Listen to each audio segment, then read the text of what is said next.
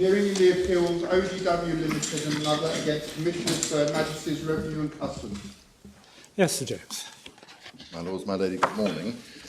Tax this morning. You have a sheet with the representation. I appear with Miss Mannion for the revenue. My learned friends, Mr. Coppell and Mr. Bednam appear for, let's say, appellants, but we're both appellants, as you will have seen. It's been agreed between the parties that I should go first, but as we're both appellants, the division of time is roughly equal.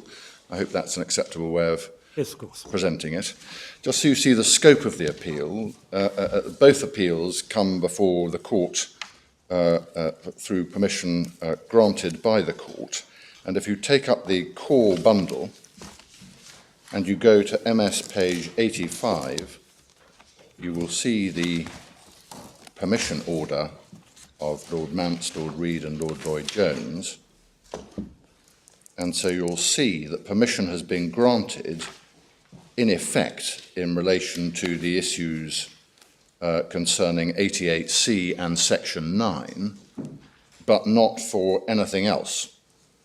And if you just go back so that we see what the anything else actually involves, so permission is refused on the remaining grounds from my learned friends' clients. If you go back to the first tab in the core bundle and you go to page 9 in the MS numbering, you will see that permission to appeal was sought by them in relation to ground 1, that's the section 9 point, and in relation to ground 2, you'll see that those points, grounds 2 and 3, are all to do with the breadth and scope and nature of the power in the High Court to grant injunctive relief. So that's what might be called the C&C point, with all its convention underpinnings. And so that is the subject of grounds 2 and 3, you see, from the development of those grounds. If you just go to MS page 10, you'll see my learned friend's application for permission is slightly developed in 2 and 3 at the top of page 10.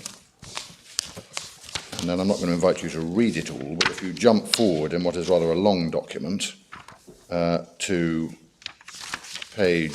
MS page 34, you'll see that that's where the development starts of the second and third grounds.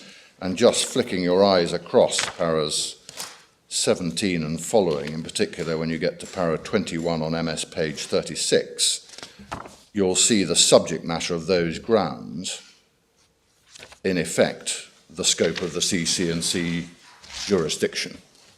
So that's the nature of the appeal. And sorry, just to finish that point, and it will be convenient because I'm going to take the legislative scheme from the Court of Appeal's judgment anyway. But if you go into Appendix Part 1, the Court of Appeal's judgment begins at MS 210. I'm sure you've all had a chance to at least read the judgment. And so the bits that we're no longer concerned with, I say no longer concerned with, they provide obviously the backdrop to the issues of interpretation, but we're not concerned with the expanding or contracting scope of the injunctive relief point. That's really paragraph 58 of the Court of Appeal's judgment MS 226, running through pretty much to the end of paragraph 85. And just to summarise it, I'm sure my lords and my lady will be well aware of the point, but in essence, what Lord Justice Underhill and the Court of Appeal have done in C&C is to say, where you've got the sort of legislative setup that we've got here, with an FTT pretty much exclusive jurisdiction to deal with appeals and no power to suspend, you can come to the High Court, no one disputes the jurisdiction. The question is about the exercise of that jurisdiction and its scope. And a pretty restrictive view is taken of that for the purpose of the High Court injunctive relief. And what the Court of Appeal did in our case, in very brief summary, is to say you take a bit more account of Article 6, effectively, but in doing so, you nevertheless give proper and full respect and effect to the core reasoning in C&C. And where you end up with, in a nutshell, on the Court of Appeal's conception, our Court of Appeal's conception of that jurisdiction, is in paragraphs 84 and 85 of the Court of Appeal's judgment, MS 234, over to page 235. And it may be worth your just reading those paragraphs, or reminding yourselves of those paragraphs, just so you see where they ended up on that point.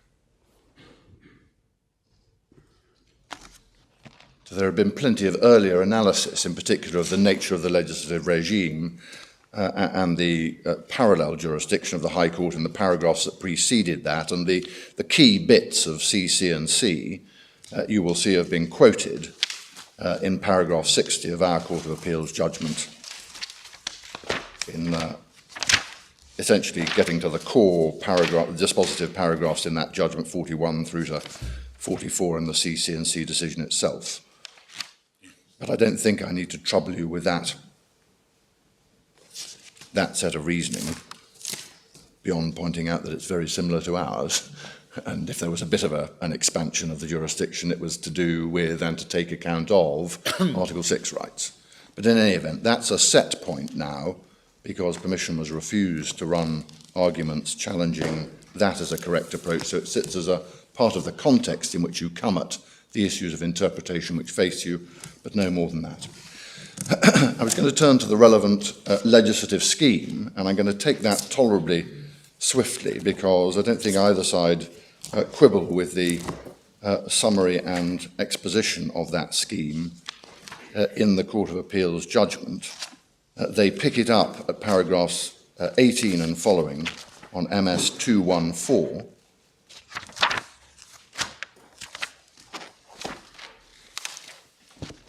And that little section runs to the end of paragraph 33. They set out the in-force dates for the bits of the legislation at paragraph 23.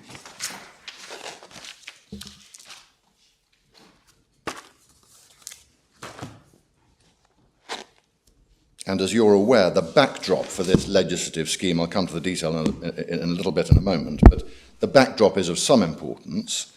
It was, in effect, the last piece in an approval jigsaw that governs the sales of alcohol.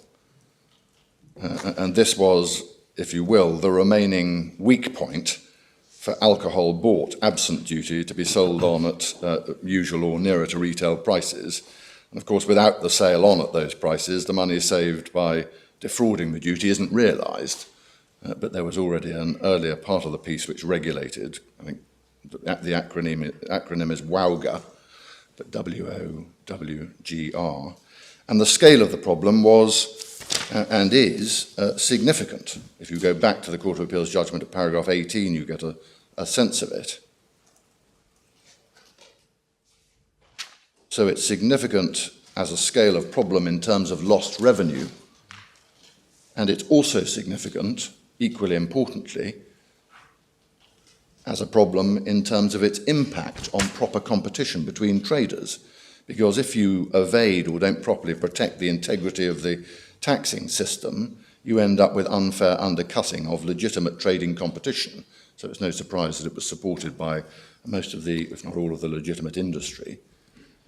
And the scheme is about both of those things. It's about protecting against lost revenue, and it's about protecting against unfair impact on competition. And both of those things lead to the same end, which is the need for trust in those who participate in this setup, to ensure that those who are engaged in this particular sector, where the risks of fraud and even associated innocent involvement in fraud are high, are of the right calibre and can be trusted without constant supervision, and trusted not merely not to break the law themselves, but to have proper, reasonable protective systems in place to prevent or protect against others and against them becoming inveigled innocently in the evasion of duty in this way.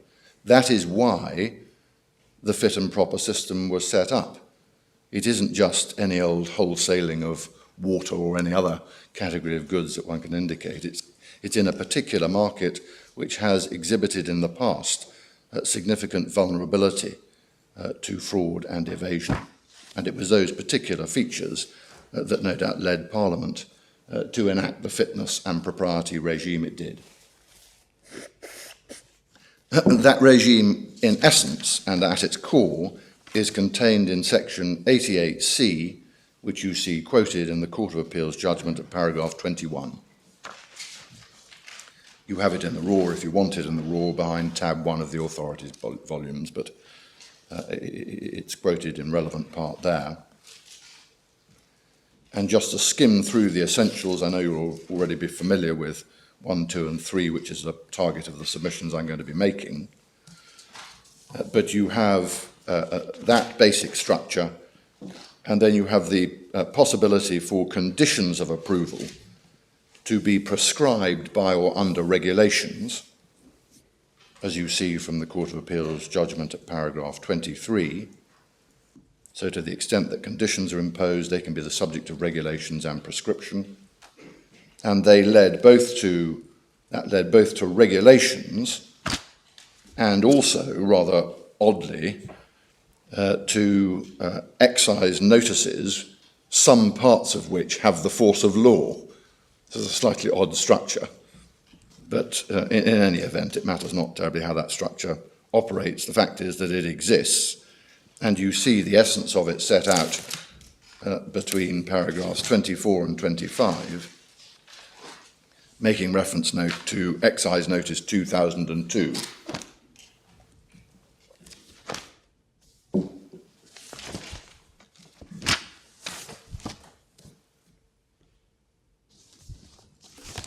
And it is perhaps to be noted that it's a condition of every licence by paragraph 12 of that notice, that EN 2002 notice, it's a condition of every licence that the wholesaler concerned or the trader concerned keeps records and does due diligence checks of their supply chains. So every licence that's granted, every approval that's granted has that condition in it. But there are various other conditions that, of course, can be drawn from and can be imposed, but they're described in that excise notice. And, of course, therefore, this scheme depends ultimately on and is conditioned by judgments, which, as the Court of Appeal pointed out in CC and C at paragraph 15, that's authorities 2, tab 16, 1532 in the electronic. They are judgments which HMRC is particularly well placed to make, those fitness and propriety judgments, and that is reflected in the scheme itself. It's reflected in the scheme by the creation of the discretion that you saw in 88C, and it's also reflected in the nature of the appeal to the FTT, which, as I'll come to in a moment and as you're aware, is not, as it were, in relation to this category of decision, a full-blown appellate jurisdiction. It is in the nature of a reviewing jurisdiction. It's not quite judicial review, but it's something akin to that. But that also reflects that these judgments are fundamentally for HMRC and they're particularly well placed to make them. That was the point Lord Justice Underhill was making in CC and C by reference to a substantially or materially identical scheme at an earlier point in this sales process in CC and C. So that's the essential discretion, which I'll obviously have to come back to in 88C, but there is, if you just flick back in the Court of Appeal's judgment, 22 really, 21 and 22, you will see that 88D, which is the back end of paragraph 21, and then with the enforcement provisions effectively set out in 88F and 88G, quoted in paragraph 22 of the Court of Appeal's judgment, there are provisions for the register. So HMRC is required to maintain an accessible register of persons who are approved. It's got to contain, this is all 88D, information necessary to enable those who deal with the person concerned carrying on the control activity to determine whether that person is approved. And that is important because 88F, which was brought into force, as you see from the first sentence of para 23, from the 1st of April 2017, a person cannot buy controlled liquor from the UK person, as it were, unless that UK person is an approved person. And breach is criminal, 88G4. So HMRC's functions are to decide approvals, both refusals and approvals, applying the statutory fitness and propriety test, and then, consequentially, has got to maintain the register of those that it approves as being, in its view, to its satisfaction, fit and proper to carry on the controlled activity. That's the register part of the scheme. So far as applications are concerned and challenging decisions, take those as two parts, two peas in the same pod, the prohibition doesn't apply until the application is determined by HMRC, disposed of or determined by HMRC. That's section 54.12 and 54.13 of the Finance Act 2015, Court of Appeal judgment, paragraph 24, so over the page. And if you want to challenge those approval decisions or refusal decisions, you can challenge the imposition of conditions, or you can challenge an actual outright refusal. Those provisions are summarised and dealt with in the Court of Appeal's judgment at 28 and following. And as you see there described, there is a possibility of review by HMRC, but more importantly, there's an appeal to the FTT under section 16 of the Finance Act 1994.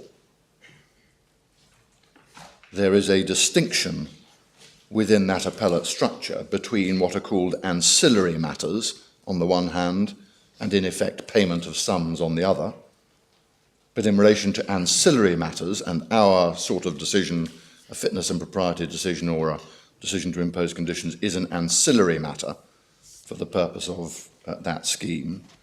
The appellate structure involves the FTT reviewing or considering the reasonableness of HMRC's conclusion that a person is not fit and proper. Could not reasonably have arrived at it is the language in 16.4, as you see at in paragraph 29 of the Court of Appeal's judgment, MS 218 at the bottom. That obviously is applying a test which long pre-exists this particular scheme. Yes. What other sorts of decisions are ancillary decisions which are treated in the same way? Don't do it off the cuff, Sir James. I think they're all set out in Schedule 5, but we'll do... Yep.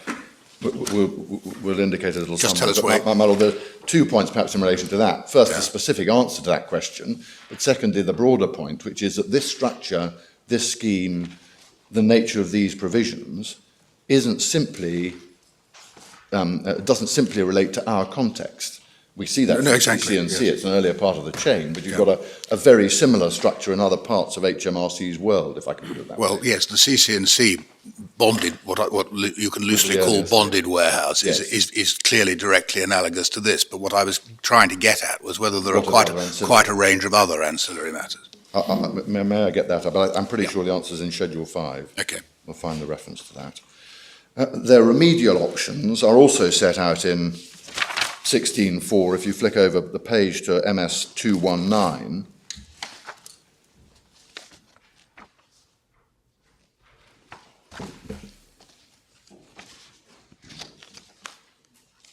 so in effect, limited JRE type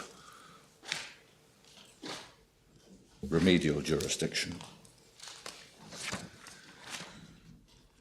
And finally, in relation to this scheme, suspension or interim relief in the FTT, That's dealt with in the Court of Appeal's judgment at 29 and 31.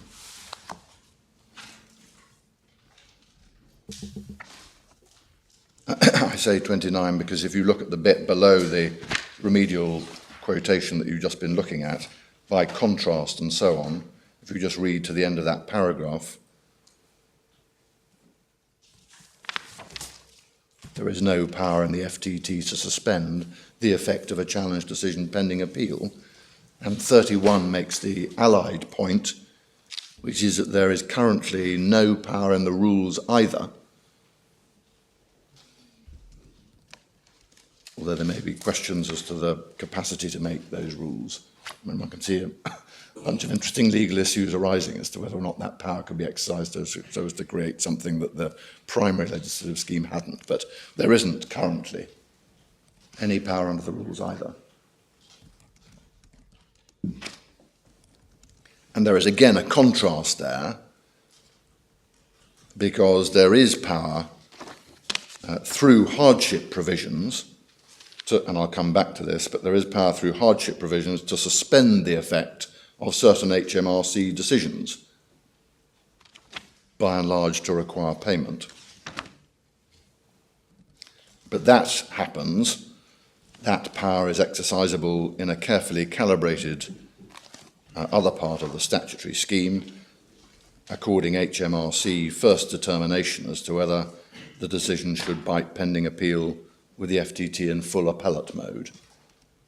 So that contrast, as it were, that exists is no power to suspend in relation to ancillary matters of this kind, including decisions as to fitness and propriety, but that absence of power sits directly alongside in the statutory scheme a suspension power based on hardship for other matters. So what that suggests, that contrast, is that clear language can be expected from Parliament, where they've set down a comprehensive appeal regime if HMRC is to be expected to consider whether to mitigate the harshness of its own decisions before a court or tribunal considers them. Because that power is precisely conferred upon them, but in limited circumstances which are not ours. So that's the basic legislative scheme, as I say, very helpfully and comprehensively pulled together in those paragraphs of the Court of Appeal's judgment. The final part of the piece is the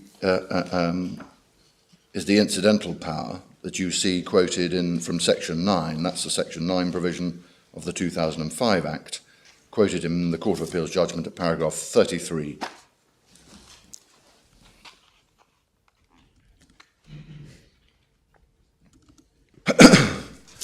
So far as the facts are concerned, the Court of Appeal has summarised those facts so far as they apply to these appellants, these respondents, whichever way you want to look at them, 7 to 14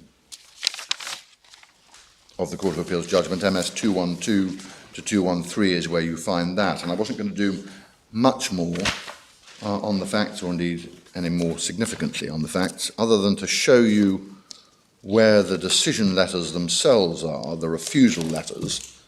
They are in, so far as OWD is concerned, they are in Appendix 2A. I don't know, there's always a hiatus between getting the hard numbers and getting the MS numbers, but I don't know which ones you're operating on. I'll give you both. The OWD refusal letter of the 14th of December is at hard copy number 97, or MS number 304.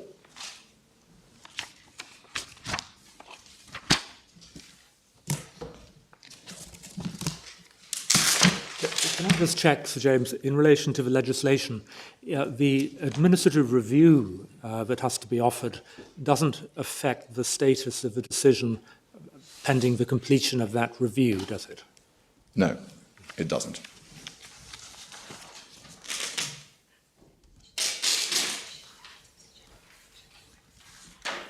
very grateful. I can't give my lord the description as yet without going back to my Lord Hughes, the description, but 16.4, section 16.4 is where you see ancillary matters. Yeah.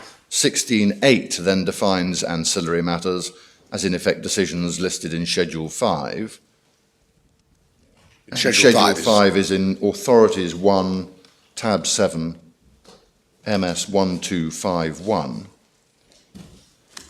And the relevant paragraph for our purposes, making it clear that all ALDA are ancillary decisions, is at paragraph 3 of Schedule 5, Authorities 1, Tab 7, MS 1253.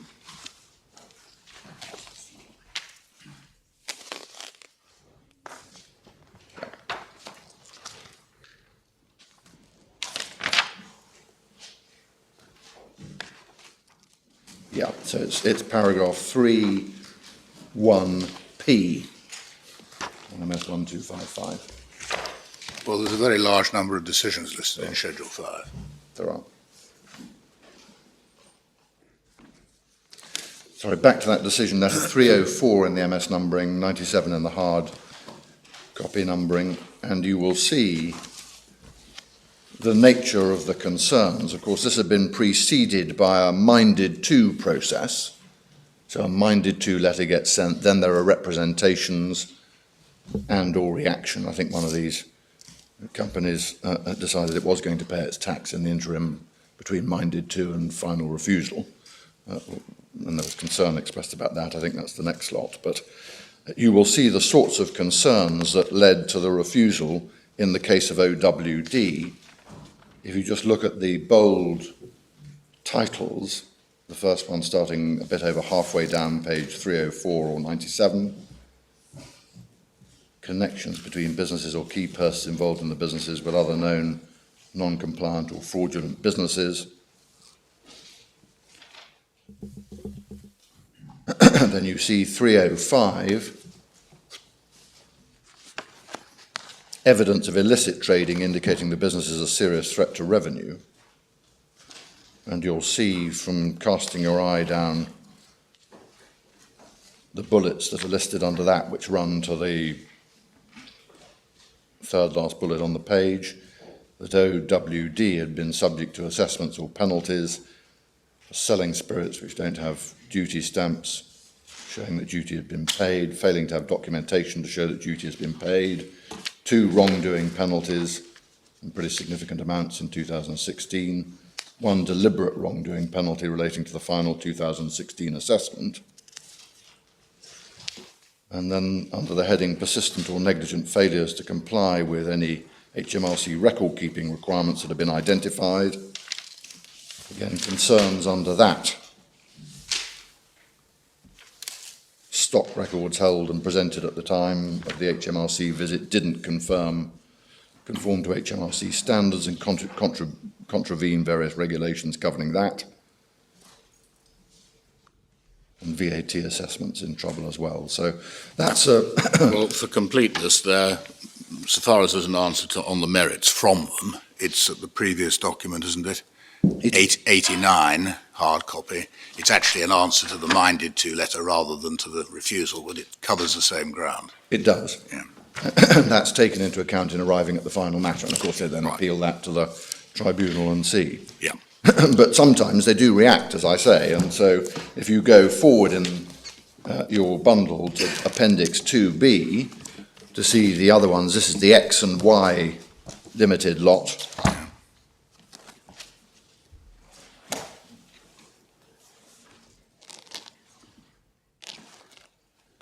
If you go to page 480 in the MS numbering, 273 in the hard,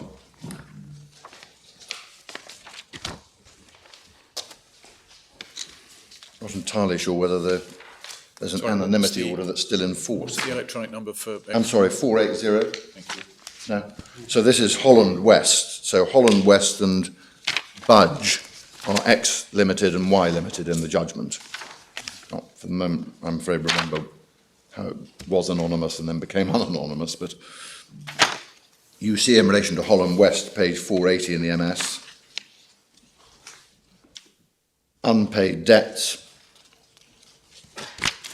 This was the reaction I had in mind. So when the Minded To letter went out, it said you haven't paid your tax.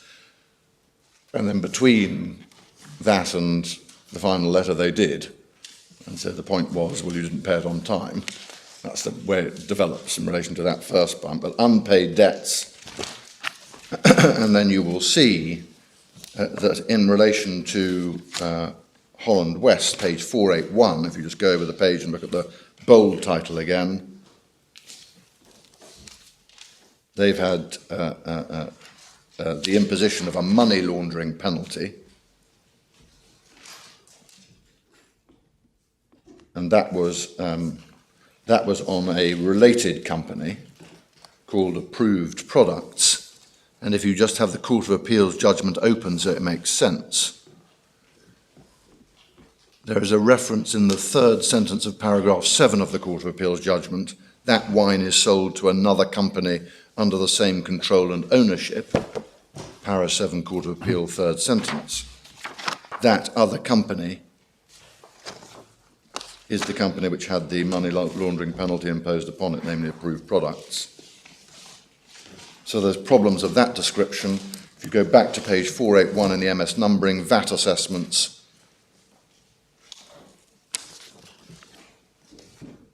had been issued, again, against Approved Products and Holland West, it appears, in respect of undeclared and unpaid acquisition tax. And then a series of concerns about inadequate due diligence, as you see from page 481. And you see the nature of those concerns about the supply chain and the person who was undertaking movement on their behalf, and people appearing to appear and disappear, both individual, Brendan O'Reilly, and corporate, Sainor Logistics Limited. You get a flavour of it from that penultimate paragraph on page 481, the long one, during a visit to your premises.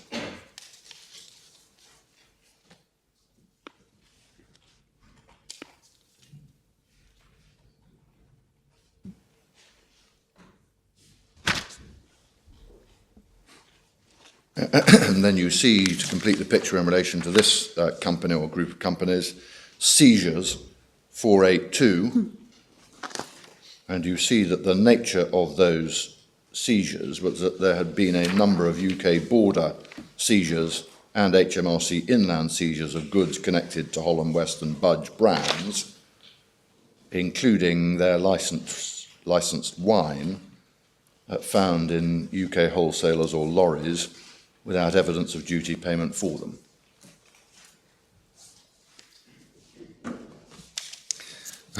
Budge, which is, I think, Y Limited, the letter is in substantially the same form, unsurprisingly, given that they're all part of the same group, as it were, under the same common ownership and control, as the Court of Appeal noted.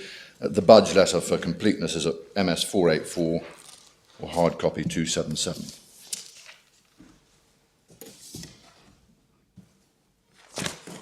So those are the facts, and that's the legislative scheme. Can I turn against that backdrop to the section 88C3 issues? And the 88.3C issues involve, I think, having now read and reread it, an area of disagreement between us and the Court of Appeal, which is narrow but important. And I put it that way rather cautiously, and ought to put down a marker at the outset, because as you see from the Court of Appeal's judgment, if you still have it open, at paragraph 41, the point on which we lost, the 88C3 point, was a point which was not run. But was a point that, and I make no complaint about this, courts are perfectly entitled to produce points and run with them, but it sometimes means that the parties in the court have not explored quite the consequences of how the point works. Did you get no notice of this point before getting the judgment? Well, I think there was a flirtation with it, if I can put it that way. You've seen the style. During the hearing? During the hearing, and I'm sure my learned friend will be able to point to at least a sentence in one part of some documentation submitted to someone, flagging the point up. But it emerged as a full-blown point during the hearing. During the hearing? During the hearing. I see, right. No, I don't suggest it was produced in... tested your skill at improvisation, but it didn't come as a complete surprise. My lord, as you see from the judgment, found to be wholly inadequate, as it turns out. But my lord, no, I make no complaint about this. It was simply raised during the hearing. The only point I make is that sometimes if those points emerge late in the day, as it were, that there isn't as full an exploration of the consequences of them as might otherwise appear. That's all. But you see, I described, I think, my learned friend, rather unflatteringly as about as a reluctant a horse led to water as I'd ever seen in relation to this point, but that is reflected in rather politer terms in the Court of Appeal's judgment at paragraph 41. Anyway, with that introduction, it's as well perhaps to start with 3 sweep-away points, and they're quite important because it may be quite important to identify actually the target that we're aiming at. But the 3 sweep-away points, if I may, are these. Firstly, it is clear on the face of the statute that HMRC can conclude that a person is fit and proper, but only for a time-limited period. That's 88C3. So they have power to limit approvals to a particular period, and it sits, that power, or that aspect of the power, alongside the power to impose conditions. It is therefore one of the tools that exists on the face of the legislation that might enable HMRC to conclude that a person is fit and proper. One can think of examples. If, for example, there was to be a change of management in 3 months or 6 months, and unknown or potentially undesirable new management was about to be shipped in, you could see, you give the approval only for 3 or 6 months or whatever the period may be. You could use the imposition of a period alongside other conditions. Your point is that the only basis on which you could refuse to recognise somebody just for a limited period is that the beast was different in the different periods. Yes, or that it's got to be related to fitness and propriety in some way. I'll come to develop that, but yes. So some characteristic going to fitness and propriety would have to differ as between the 2 periods that you were distinguishing. Quite, in order for it not to be extraneous in a nutshell. Quite so, but I accept, and I'm only emphasising this because some of the reasoning in the Court of Appeal, and no doubt it was my fault, as it were, I got a bit muddled between a general application and general approval and then some more limited approval. We've always accepted, and we do accept, that on the face of the statute there is power to do that. And I've given an example. One can think of others where you combine a time-limited period with other conditions. I mean, I'll come back to it, but wind-down period, post-refusal might be an example, where you say, well, you've got a month, and the month can only be used for the purpose of selling stock rather than buying and trading generally, out of those premises, in this particular way, submitting invoices and all the sales to What would be the HMRC statutory basis of a wind-down period?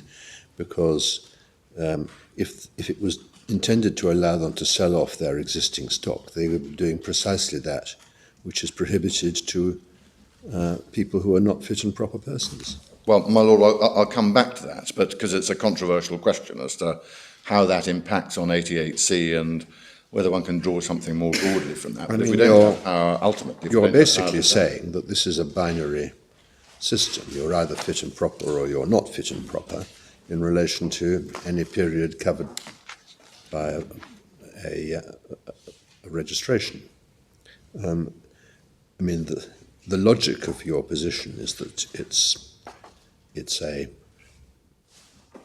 draconian scheme which puts you in one category or the other, and you, I would have thought, have to carry that logic through the whole of the consequences Well, can I come to address that? Because I'm not sure, I mean, certainly that is a complete answer, as it were, which is that it's strict, and if we don't have the power even to permit that, it's thoroughly strict, and so what, that's what I mean, you Parliament... agree that selling off is precisely what would be unlawful without a registration on the basis that you were fit and proper. Yes, but I also assert and accept that as part of the exercise of that discretion, it is permissible to impose conditions. And the purpose of conditions is to allow you to do the very prohibited thing, but in a very restricted way.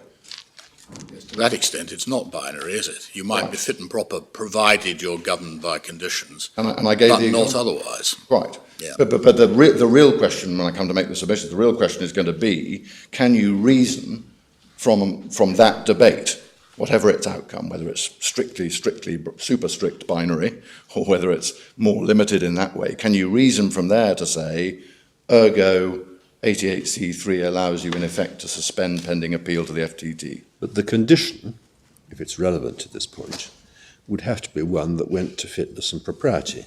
You can't say, surely, if you are HMRC, we think that you're wholly unfit to wholesale alcoholic liquor. I agree if you put it that way. But we're going to allow you to do it on condition that you stop in a month. I agree if you put it that way. But I mean, that's the only way of putting it. well, I'm not sure, with respect. I mean, it may be possible to take a rather more loose view of it, which says, of course, if you reach the conclusion they're unfit and improper to do anything to do with sales, so be it. But at least the way in which the conditions work are to allow you, through strict control, to reach a conclusion that they're fit and proper for limited purposes, and subject to those fit and conditions. proper just to do the runoff. You could say, could you, fit and proper to sell by way of running down their business? My lord, I don't have to win that argument, but I can see a perfectly respectable argument to that effect, yes. And I don't see the difference then between that and fit and proper pending the appeal being heard. well, my respectful submission is there is a major difference at that point. Yes. Because the one, as it were, controls the activity, and the other introduces a truly extraneous factor. But can I develop that? Because that's going to be, I'm going to have to deal with that. Anyway, the first sweep-away point is it's clear on the face of the statute that you can conclude that a person is fit and proper for a limited time. Secondly, it was accepted entirely properly by the Court of Appeal, we submit, that a person must be fit and proper from day one. See Court of Appeal judgment, paragraph 54.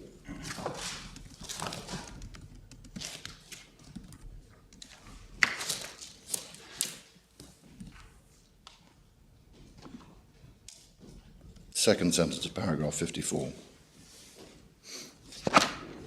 In the context of businesses such as these, the person is the company, presumably. Yes. The person is the company. Obviously, you take pay into a account- lot of attention to who's controlling it, but the registration is of the company. Yes. Yeah.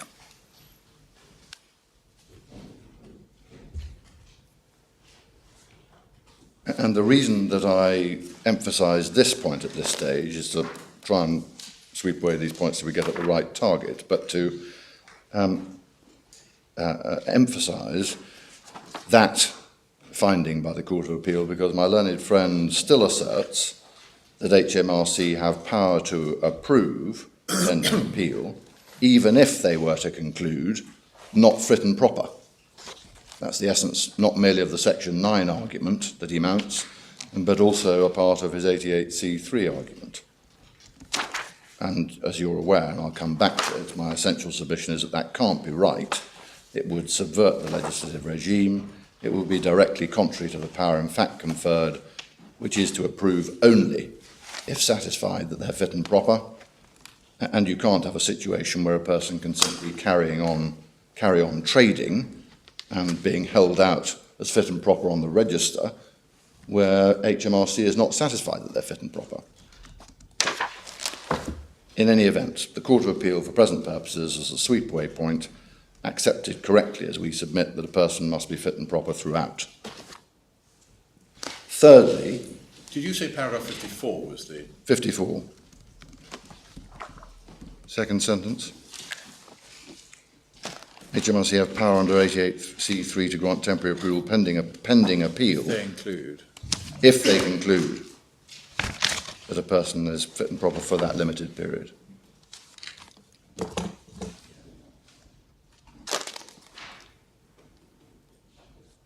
Because one of the arguments we were deploying against was that it's a bit strange if you have to drift into someone as part of the 88C3 argument. It's a bit strange if you have to drift into the Section 9 argument, in fact. But they accept he's got to be fit and proper throughout.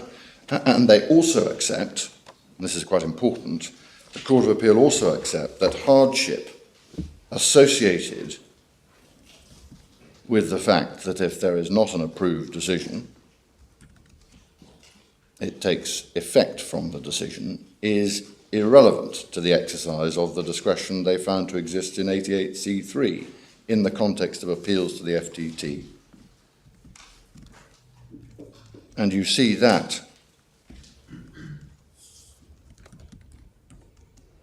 from a little bit further down in paragraph 54, about halfway through it, the focus of a decision would remain whether the person was fit and proper, but for the more limited purpose, hardship and the impact on appeal rights would be extraneous considerations.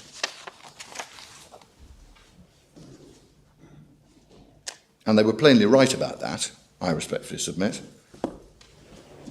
There were, as at least two of the members of the court will recall, very similar arguments that were made to this court and indeed prior to that to the Court of Appeal in a case called J.P. Witter. Can I invite you to take up volume 2 of the authorities? And if you go to tab 19, you will find the Court of Appeal's judgment, 1710 in the electronic. And the judgment I really want is the judgment of this court recently given behind tab 20 at 1735 in the electronic reference.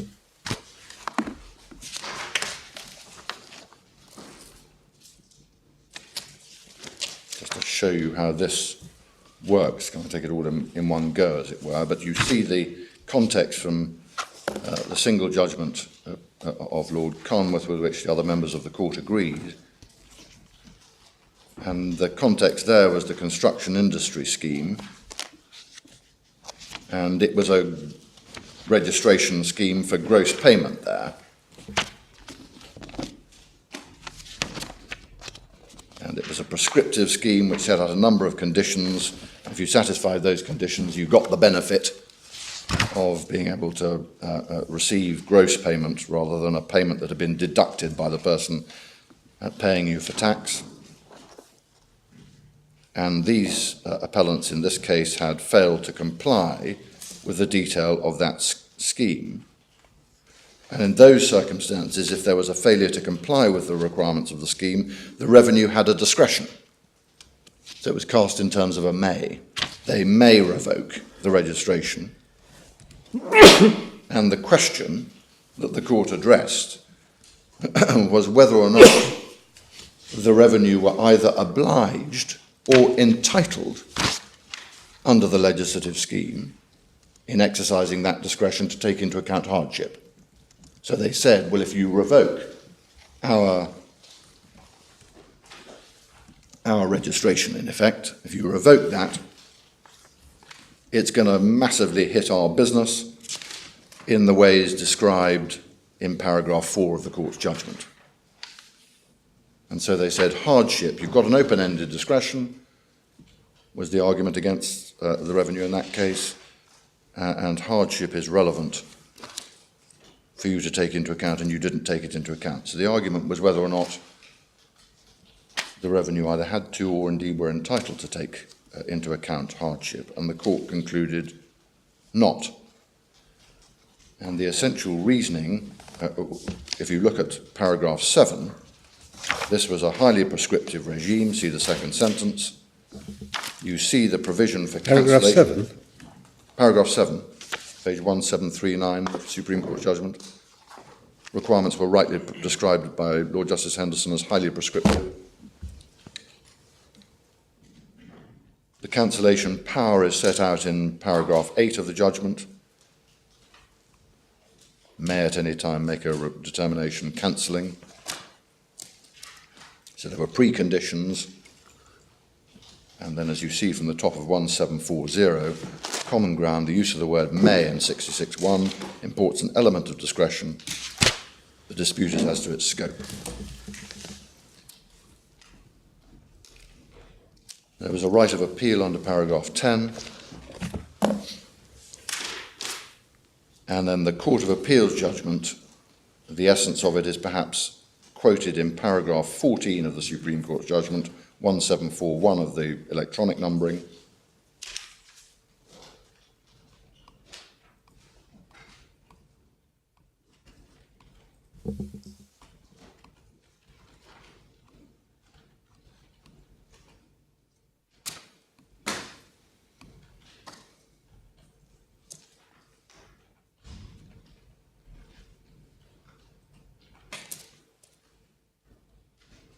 And then the reasoning of the Supreme Court, pretty crisp. 21 and 22 on MS 1745.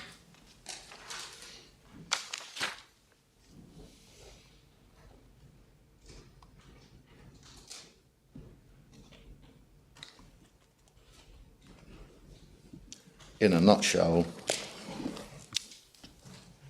hardship was extraneous. And so to have taken it into account would have fallen foul of the basic principle described in the final sentence of paragraph 21 of the Court's judgment. In effect, Padfield or something like Padfield.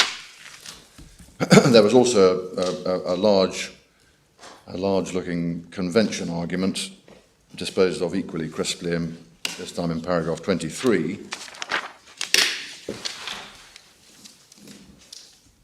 No need to decide the question of possessions or interference with possessions. The argument there, in effect, as you'll recall, some of the members of the court will recall, was that interference was not created if you were simply operating the statutory scheme. It was built into the concept of possessions and all of that. That's a pretty well-travelled debate, but not necessary to decide that, because look at the statutory scheme in its context, wide margin of appreciation entirely justified.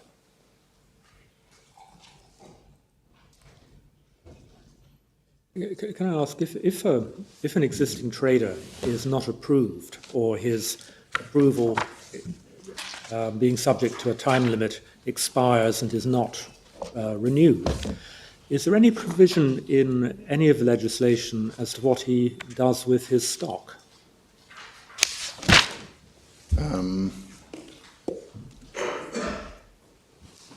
Can I check that? I'm not sure. I think there are some provisions. I've got memory of some provisions in EN 2002, but maybe we can find the relevant paragraph. Thank you.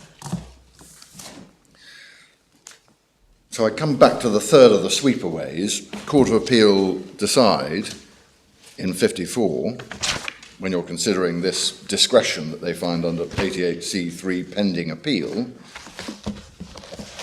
not merely has the person got to be fit and proper throughout the period. That's the second of my sweepaway points. But the third of the sweepaway points is that they've accepted and asserted correctly on the back of J.P. Witter. And of course, they had the Court of Appeal in J.P. Witter before them, before it came up to this court.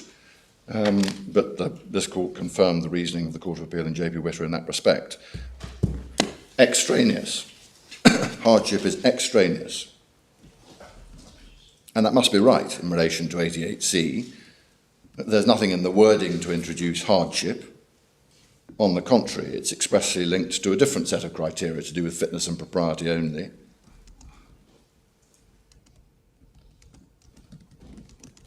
It's also evident from the statutory scheme that when Parliament wants to introduce hardship as a basis for HMRC decisions, it does so expressly. I think you saw reference in the Court of Appeal's judgment to section 16.3 of the Finance Act 1994. I just invite you to turn that up very briefly in Volume 1 of the Authorities, Tab 3, page 1239 in the electronic.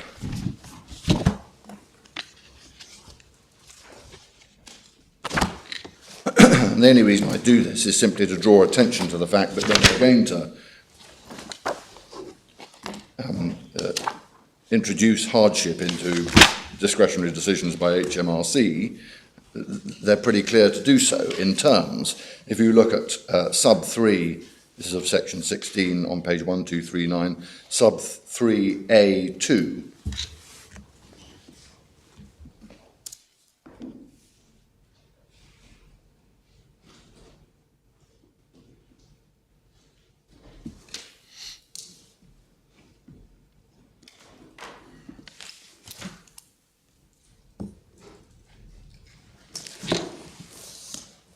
And we've got nothing equivalent in 88C. So all of this confirms the correctness of that sentence in paragraph 54 of the Court of Appeal's judgment.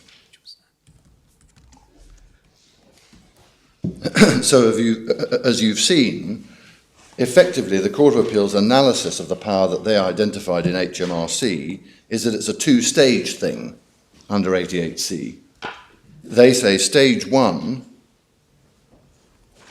is a consideration generally of whether someone is fit and proper. And you'll consider as part of that, no doubt, whether they are whether they would be fit and proper if you impose conditions on them, because that's allowed under 3, and whether they would be fit and proper if you impose conditions and or a period. That's also in sub 3. That's stage 1. But then they introduce, and this is the nature of the power they're dealing with, if you go back to paragraph 54, they introduce pending appeal in the third line of 54 on MS 225. Grant temporary approval pending appeal if they conclude and so on. So stage 2, and I'm going to use that shorthand if I may for the analysis that follows, but stage 2 is then consideration, probably but not certainly after an appeal has been launched against the stage 1 decision. Stage 2 is in effect reconsideration, whether you could be satisfied that they're fit and proper, pending appeal, or for some limited period related to an appeal. So that's the nature of the discretion, 2 stages. And we respectfully submit that there are 5 problems with that conception of the discretion. In particular, the stage 2 discretion and its existence. Firstly, what is the base period?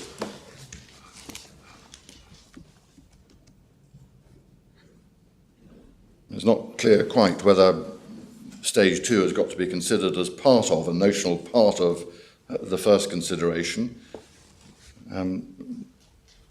If so, it's a bit strange because you don't even know if they're going to appeal at that point. So I'm assuming that it's after an adverse decision and when they've indicated they're going to appeal. But more fundamentally, for how long? The question of how long it will be, in fact, until FTT resolution is plainly uncertain. Do you factor in expedition or do you not factor in expedition? And why, if I can keep with the rhetorical questions, why is the logic of that position not to the end or final resolution of the appeal? And of course, if that is the logic, and it's jolly difficult to escape it, why isn't this open-ended? So base period is the first set of problems with that conception. Secondly, and more fundamentally it might be thought, there are serious questions we submit as to how the discretion is meant to work on the assumption that you can work out some notional relevant period. In other words, you can sort the first one. You say, well, normally it takes 8 months. Let's consider it for a year. How does the discretion actually work? And I pose that question because other things being equal, the revenue would have concluded not fit and proper, generally, if you want to introduce that word, wouldn't be fit and proper even if you impose conditions, and that the case is not otherwise appropriate for time-limited approval, doesn't have the directors changing in 6 months or whatever it may be.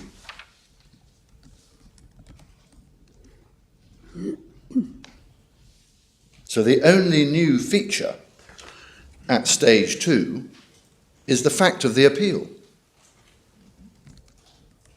And I say that that's the only new feature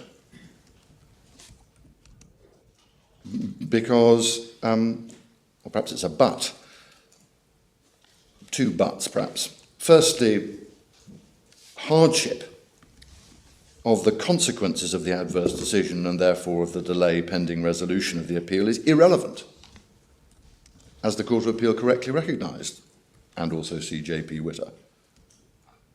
So you're simply left with the bare appeal period, whatever it may be, but that's just a period. You can't take into account the consequences of the delay, impact on business and all of that, because hardship is irrelevant. And if you can't take those consequences into account, it's hard to see how the bare period could impact materially on the exercise of the discretion. It's just a period, not bearing on fitness in any way and not carrying any consequences. So the first but is hardship. The second but is that the mere fact of appeal has got nothing whatever to do with fitness and propriety. It is just as extraneous as hardship.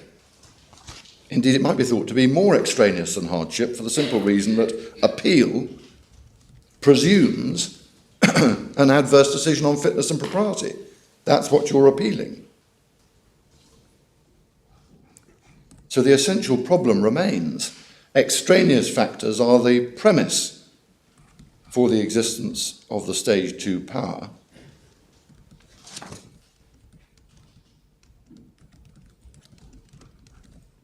And have nothing whatever to do with fitness. And it is not clear what other factors bear or could bear on the question the Court of Appeal now says must be addressed at stage 2. And that is a large and important question, because the question that has to be addressed by the revenue on this hypothesis is not and cannot be equated with a stay of the effects of the decision pending an appeal, or, if you will, some form of executive interim relief. And suppose that you had a condition, let us say a condition that the company was to maintain at its own expense a revenue officer on the premises at all times. I don't know whether that's a possible condition, but just take it hypothetically. I had the sort of condition that might inhibit fraudulent activities. Would that have any bearing on the fitness or propriety? I mean, can you have somebody who is ex hypothesi unfit and improper, but his unfitness and impropriety can be restrained by some condition during a limited period? Is that a concept that is feasible? Well, my lord, you plainly can have conditions which would allow you to conclude that if they are imposed and are complied with, the person would be fit, because that's the necessary consequence of sub 3. I see that, but if you conclude that he's unfit, but that the consequences of his unfitness can be limited by imposing a condition, is that good enough? Provisionally, I would have thought probably not. Because there's a difference between saying somebody is temporarily fit and saying somebody is unfit, but temporarily his larcenous instincts can be restrained. My lord, I see that. I see that, and it may be that it depends upon the basis on which you conclude that they're unfit. If you were to conclude that they were unfit because they were larcenous, then Because if they were that's one unfit thing. because they were incompetent, If there was a single narrow ground on which unfitness had arisen because, I don't know, for example, they had a particular manager of a particular warehouse and the problems that had only occurred there, one can see, you could say, well, particularly if it's a company, as Lord Hughes rightly pointed out, you could then perhaps say, well, conditional on your sacking him. conditional on your sacking him or conditional on no goods flowing through that warehouse. You can use it for selling tomato ketchup, but you can't use it. But it does look, doesn't it, as even with an individual, as if you're entitled to say you're fit so long as you're supervised, for example. Yeah. I mean, one can envisage certain conditions of that description, but one can equally envisage certain conclusions about individuals that would make it jolly difficult to impose conditions of any description, perhaps in principle. That would depend, really, as you say, on the ground on which he was thought unfit. Yes. If he was thought unfit because he was honestly doing his best but hopeless, then some conditions might Render him less hopeless. render him less hopeless, or his hopelessness less relevant. If, on the other hand, you concluded that he was the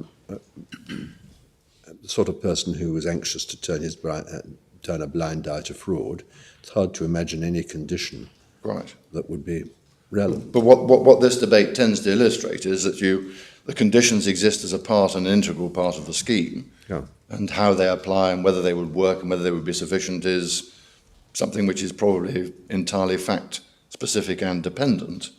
But the critical point that I'm on here for the purpose of the Court of Appeal's discretion is what happens if all you've got to be fit from day one, so those conditions have gone in, as it were. What happens if the only thing that's left is the appeal? And what you're trying to do is to hold the ring pending the appeal. That's the fundamental problem. And the point that I was on was it's jolly difficult to see how that is going to work. How does it actually work in any sort of practical way? Because we know that it can't operate as the very thing that they're trying to design it to work for. It can't be a stay. It's not an HMRC stay. And we know that, even on their own reasoning. Well, your submission is it is an HMRC stay, but illegitimately relabelled. Illegitimately reloaded, but with the essential things that you would need to take into account for it to be a stay stripped out. So hardship. Irrelevant because extraneous, even on the Court of Appeal's conception.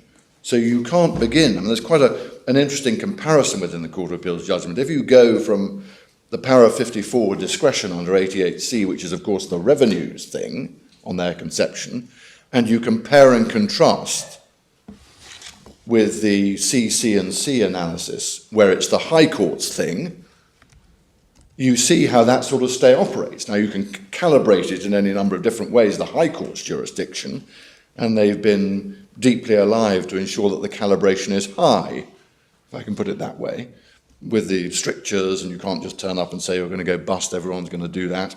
So they've calibrated it high, but look what they're doing in principle when they're considering stay imposed by the High Court. Answer, they are doing the sort of things that you would do when you're thinking about stay, which is consider hardship. They put the burden of proof high, the standard of proof high on the claimant, but it's hardship. You can't just turn up and say you're going to go bust. You've got to have proper big evidence. It's got to be produced But it's with not so much hardship as stifling the appeal, isn't it? stifling the appeal, but stifling the appeal with the consequences built in. If you go back to those... But if the appeal is stifled, do you have to go beyond the consequences? I mean, as I understand the case against you, it's mainly put on Article 6 grounds. Yeah. Namely that unless there is something of this kind, appeals which Parliament intended should exist will be stifled with common law and human rights and charter Because they will go bust. It's not hardship in the absolute tough on these guys. We disproportionately tough. It isn't, but they're taking into account all of those features. They're taking into account as an essential part of a stay consideration impact on the individual and all of that.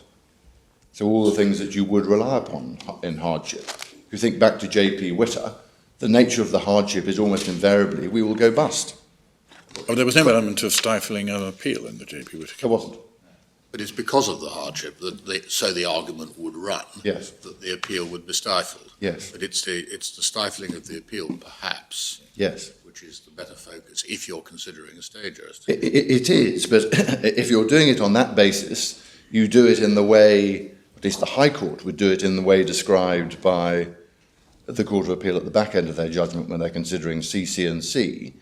And the question is, what... But that is, I mean, all that the Court of Appeal adds to CC&C in this context, as I've read it so far, is the concept of stifling, Yeah. and the implications on the High Court's jurisdiction arising from Article 6. That's true, and I agree. But the question that I'm on is, how does this discretion that's now imposed at the prior stage on HMRC work? What are the factors? Are they precisely the same as those factors that the High Court would take into account? And that becomes very difficult. For obvious reasons, it becomes very difficult because, in effect, you've got, particularly if hardship is irrelevant, you've got all the imposition of the burden to do something a bit like, or perhaps identical to, High Court interim relief, CC&C and all that, but without the weaponry to operate it. And in circumstances where it's entirely unclear how that discretion is conceived to be exercised. So there is a genuine problem with the factors, I submit. I can understand your submission about hardship being extraneous to the fit and proper consideration, which Section 88C is mainly concerned with. Is there a possible link in the context of stifling? Let us suppose a genuine appeal in a case where even HMRC only thought they missed the fit and proper test by a small margin, that what is being stifled is a process sanctioned by Parliament for a second opinion on fitness and propriety. I agree that the second opinion is not in gross, it's by way of review of the reasonableness of the revenue's contrary view, but it's still in a sense a second opinion, even if it's limited in that way. As exercised by the High Court, you mean? Well, no, I mean, what is being stifled is an appeal to the FTT. To the FTT. I'm talking about a link between an assertion that an appeal would be stifled and the question of fitness and propriety. I'm not sure at the moment I see that. I see that link. I can answer it that way. I mean, the fitness and propriety is focusing on whether, in the revenue's view, a person is fit and proper. And of course, that view can be challenged. That's the purpose of the appeal. But the question that then arises is, if you've got a discretion in HMRC to reconsider that, is that a sufficient link? I mean, my submission is that link is not in truth there when you're considering 88C. 88C doesn't say, and can't be interpreted to say, well, you can link in some way back to fitness and propriety because unless you do that, you won't be able to suspend the decision until someone else has another look at it, namely the FTT. But the difficulty that I'm on at the moment is what factors and how does that get done? I mean, it would create a certain irony as well to move away from factors and on to where they go next. Where do they go to challenge decision number 2, stage 2 decision by HMRC? Who does the review of that decision? It presumably would have to be the FTT, because it would be a Schedule 5, Para 3P ancillary decision. So you've got the FTT, which has no power to stay itself, now having power to review, against the reasonable standard presumably, some sort of quasi-stay decision by HMRC. But how would that work? Could they then bring in through that route impact, stifling, hardship? I mean, it's just very difficult to see how that would work. And it would be never-ending, presumably, because you'd have an appeal stage 2 saying, here's the decision that goes to the FTT. Further stage 2 request comes in, appears to be correspondence request, kindly hold the ring pending appeal. That's then refused and appealed, and then someone comes back and says, well, actually, things have altered slightly now because we've got this, that and the other measure in, and how does all that work? But there is a real concern that you just end up with repeat applications, repeat appeals, and that therefore risks undermining.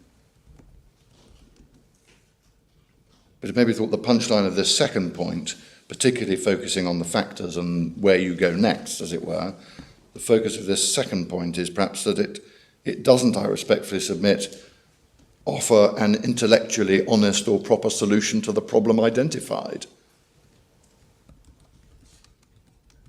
The trader, in effect, would be seeking to use the period power in 88C3 to operate as a staying effect on the true refusal, whilst he appeals to the FTT.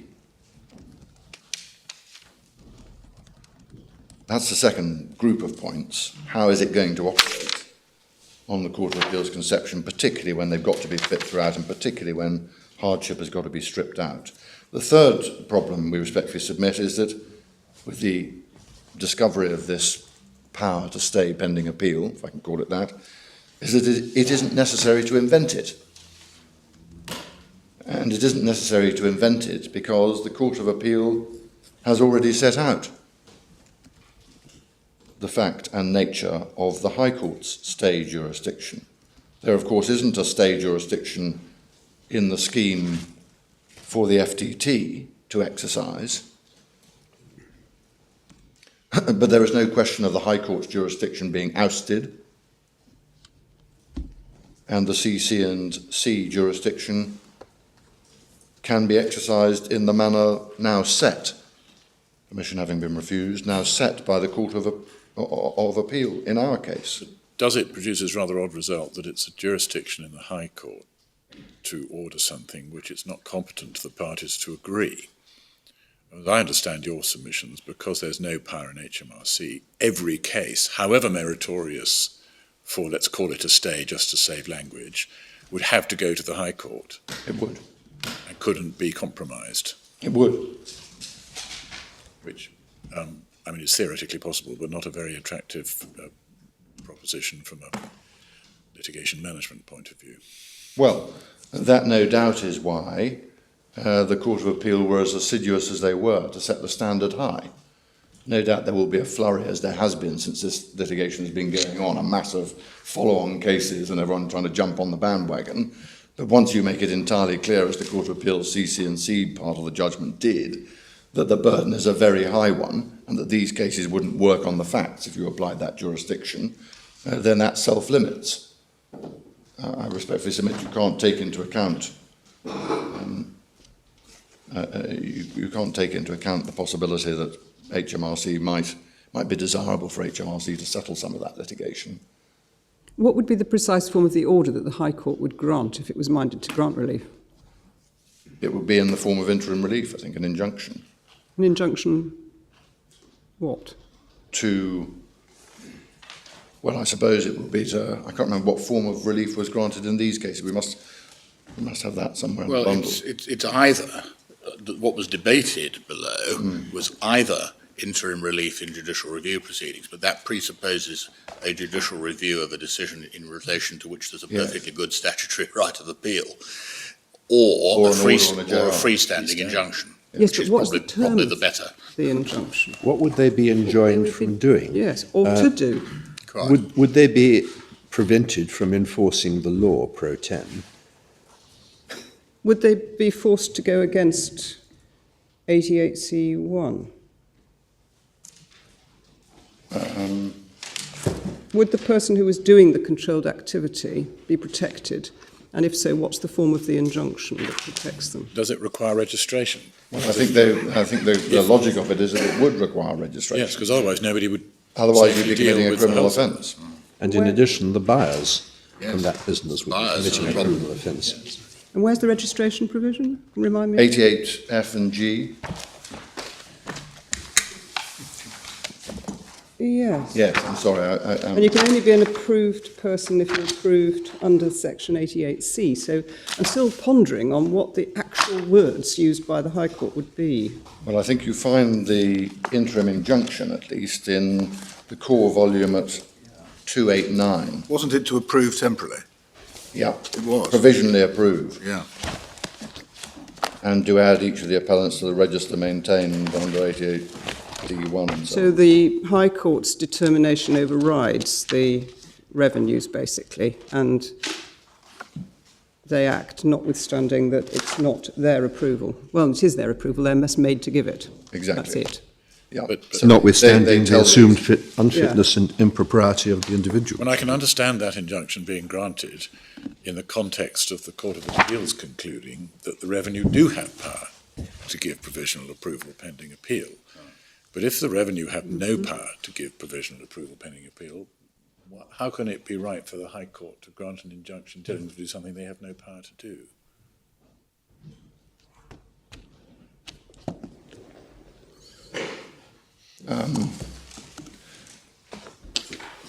Well, I think that power, the power is presumably to direct that the ring be held, which is a proper function of the High Yes, Court, but that the what- ring be what held does that pending say? final determination of that issue. But what is what?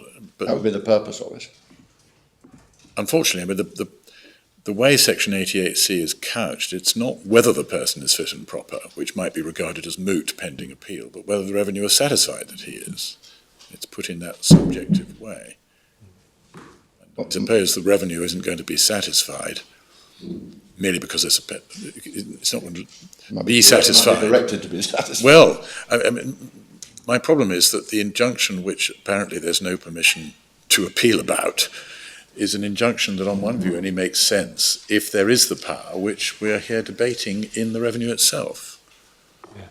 I'm just not sure about the logic of the constraints on the permission to appeal. Yes, I think, to be perfectly frank, I think Lord Briggs has put his finger on a point which may not have occurred to the panel.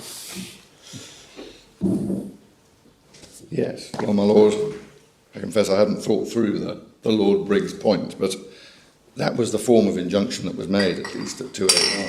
I mean, I was racking my brains to see whether the court could formulate some kind of injunction that effectively says that requires the revenue to revoke its decision so that the matter has not been decided by the revenue, and then the consequences automatically follow. But the trouble is, I think another consequence would be there's nothing to appeal about. Unless there's some gap there, some wriggle room, I'm in real trouble as to how the injunction jurisdiction works. I think we may have to. And if it doesn't work, whether that increases the strength of the Article 6 case for another look at 88.2c or Section 9. Yes. It's one thing to say the injunction, the High Court can always come to the rescue, and therefore there isn't an Article 6 problem. But if the High Court has no way of coming to the rescue, I'm not sure it works like that. The paradox would then be that the High Court could come to the rescue if you expanded 88C. Quite.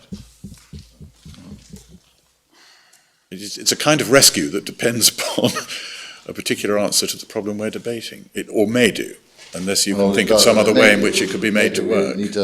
We all need to have a further think about that, but there's certainly been no written submissions in relation to any of that. I know. Everybody's assumed that's not up for Everyone's debate. assuming that the High Court have got this jurisdiction. But I don't think it's as simple as that. Maybe not. It may well have jurisdiction in a formal sense, but the logic of the arguments that you are running on 88C is that it's a jurisdiction which could not possibly be exercised in the way that the Court of Appeal have exercised it here. Yes, I mean, the court plainly cannot compel the revenue to do X if Parliament has said that the revenue can do X only if it's satisfied that a certain state of affairs exists. Does it depend on whether this is a sort of in principle, the High Court can tell anybody to do anything by way of injunction, but query whether that enables a party with a person with limited capacity to do something out with its capacity. I mean, it's may not be a capacity jurisdiction question. in the formal sense, is it? It's the principles on which an unlimited jurisdiction is exercisable. Yeah. Yes, I mean, plainly there's a conflict between well, I would have thought it's plain, there's a conflict between a common law power held by the court as part of its inherent jurisdiction or a statutory jurisdiction here, and it conflicts with an Act of Parliament. The Act of Parliament prevails. Well, that's true. I was just mulling what impact it might have that if you introduce Article 6 into the argument. Yeah. Whether that doesn't give some drive, and if I was looking at it from the court of, I see entirely the force of my lord's point, which says, well, if they can't do it, does that increase the need to read the legislation? I mean, one can see the force of that point. I would still say no for obvious reasons, for the reasons I've given. But one may be able to use Article 6 with a slightly different target in mind, which is the nature of the jurisdiction in the High Court, Exactly. the statutory jurisdiction to grant an injunction, it being a public authority and having to comply with the Human Rights Act. Yeah, what exactly Section 6. does the Human Rights Act say about the scope of remedies available if there is a breach? Very wide, isn't it? Very wide under Section 8 too. Okay. But the court itself is a public authority and therefore has to conform under Section 6 as well. But the target of that line of thought would be Section 37 rather than Section 88C3. Mm-hmm. Yeah. Because But I mean, you the could say, Acts- well, in those circumstances, I can intervene, that either court can intervene in order to hold the ring, even in circumstances in which the revenue could not. But the court can't, I don't know how under this legislation the court could sort of give its own approval if the revenue doesn't have capacity to do so, absent fitness and propriety. Well, you would say, presumably in those circumstances, the court has power under Section 37, which is a statutory power. That has to be exercised conformably with the HRA. True it is that the revenue does not have this power, this prior power, as it were, to approve pending. But the High Court, as it were, makes mandatory orders for the purpose, driven by Article 6, for the purpose of protecting the But position. Article 6 can't require, I mean, there is a wide range of remedies, as you say, but the remedies do not include disabling an Act of Parliament. Yes, I mean, the power to grant a remedy under Section 7 of the Human Rights Act is premised on the existence of an unlawful act. And there would be no unlawful act if Section 6.2 Right. applied, which it would if the revenue were giving effect to an Act of Parliament. What's going through my mind is that the court may need to expand the scope of the appeal if the implication of your succeeding on your Section 88C argument is that the injunction the validity of the injunction is placed in question. Yes. Well, I'm sorry we're not ready to deal with all of this now. No. Waters, perhaps, but Well, it's not your fault, Sir James. can I proceed, given the time, on the basis that they do have some power? Otherwise, it becomes a bit. I'm just wondering if they can suspend the statutory consequences of a revenue having apparently determined something pending appeal without depriving the FTT of jurisdiction to hear the appeal, because then all the consequences would naturally flow. Well, the only source for that power would be 37. Yeah, You absolutely. still have to make it work with, Yes. with the 88C3, depending on your Yes. conception of that. But then there'd potentially never be an appeal. Well, I'm just wondering whether there's some way in which You could that suspend it. knot without can be revoking. cut. Well, I mean, in any way, the timetable doesn't work, because by the time this supposed jurisdiction was invoked, the revenue would presumably, I mean, you basically have to act on the strength of the minded to letter, thereby preempting the procedure for an internal review. But once the revenue had decided that the person was not fit and proper, it would be too late. Mm-hmm. to exercise There's a question here whether we attempt to deal with this question in the course of the argument today, Whether or whether we you simply expand it hear by you on further what you've prepared and invite both parties to make written submissions on what the implications of your success on your first argument would be for the injunction. Yeah. Well, my lord, I'm in your hands as to... Jonathan, do you want to adjourn for 5 minutes just to talk about how we handle this? Well, Sir James, Mr. Coppell, we're going to adjourn for no more than 5 minutes to have a brief word amongst ourselves about how we think we should deal with this problem, and you might wish to take advantage of the time as well. My Lords, before you adjourn for 5 minutes, could I just indicate that the point is touched upon in our notice of appeal in bundle reference page 35. It's paragraph 20. It is, as my learned friend has correctly pointed out, a point on which we were not granted permission, but we did touch upon the source of the injunctive power and how that was to be exercised. That's paragraph 20 in our SC 001 document, page 35 on the bundle. But You have an electronic page number. This is paragraph 20 of your 35. printed case. Yes. Not the printed case, I'm sorry, my Lord. It's the... Of the grounds? Of the grounds. Is it It's 20? electronic 35. Is it paragraph 20, the relevant regulations? No, No. it begins, the appellant's position is, and then subparagraph 1. Sorry. I have MS page number 35 in my Yes. core bundle. But my learned friend's quite right. Because of the way permission was refused, neither of the parties has developed it. Yes. Yeah.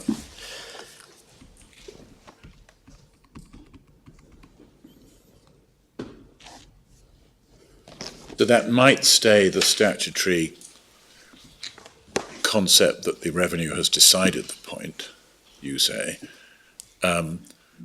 without depriving the FTT of jurisdiction to entertain the appeal.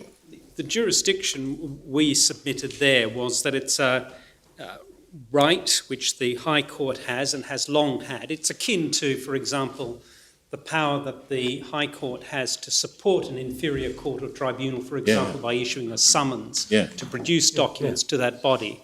Yeah. And so too we say to stay the decision in order to keep effective that body's decision-making powers. That's the way that we expressed it. Yeah.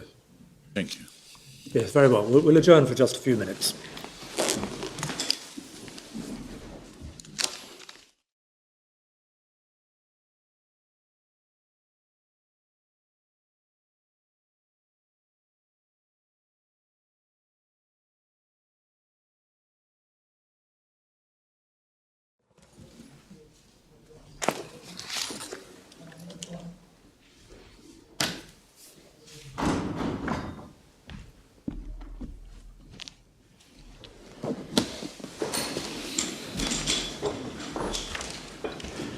Well, Sir James, we're very conscious that the parties have been taken by surprise by this point emerging in the way that it has. We don't think that it would be fair to expect either you or Mr. Coppell to deal with it today. It seems to us that you should simply proceed with the arguments that you have prepared, and this point can be addressed in written submissions after the hearing. Now, the practical implication that it may have for you, James, is perhaps this, that the way you're presenting your case at the moment is that, well, there is a residual remedy available by way of the court's injunctive power in exceptional cases. And you may, in your written submissions, have to deal with the possibility that that power does not exist. So, in which case, it's a rather more hard-edged argument that you have to present. But so be it. it is. And we may have to start thinking about interpretations under the Human Rights Act and all of that. So, Yes, yes. And I do understand that. But Very well. can I proceed, at least for present purposes, on the basis that we'll be able to solve the problem? There will be something in the High Court that will enable us to do that. But if not, as you say, it's a stricter regime, but that's what Parliament's intended. It would I imagine, be the punchline. So the third point, which I'm now rather regretting making, was that there is this residual jurisdiction in the High Court, which provides some protection. The fourth point is that there are difficulties in terms of undermining the regime and creating a range of consequential difficulties if this power exists in HMRC, if you've got to do stage 1 followed by stage 2. There is a clear and carefully prescribed process with pretty detailed guidance as to how the stage 1 power is to be exercised and under what conditions, how the conditions are going to work, and all of that. And there's a whole legislative regime with regulations and EN 2002, a single process, a single application, and all of that. We've set it out in our case at paragraph 64 in particular. And what this would do would be to introduce, on any view, a complex and difficult second stage with difficulties as to how and by reference to what factors or criteria any such stage 2 discretion would be exercised, a real prospect of opening the door to repeated revisitation of the same issues and repeated appeals going through the FTT system, which ironically might have the effect of undermining their ability to order expedition in appropriate cases, which of course they have already, and the ability to case manage to try to mitigate effects in a deserving case. It also raises the possibility, and I put it only as a possibility, that a trader such as these traders would say, well, you've stayed it in effect, you've approved me temporarily, pending appeal, and then try and use that for the purpose of bolstering the argument or the appeal against stage 1. They simply say, well, I've been able to do it perfectly contestedly for 3 months pending the appeal, and now I'm going to rely on that to demonstrate the unreasonableness of your stage 1 decision. But it's just a morass of complication and difficulty if you start introducing this, quite aside from undermining what at the moment is a pretty heavily prescribed scheme.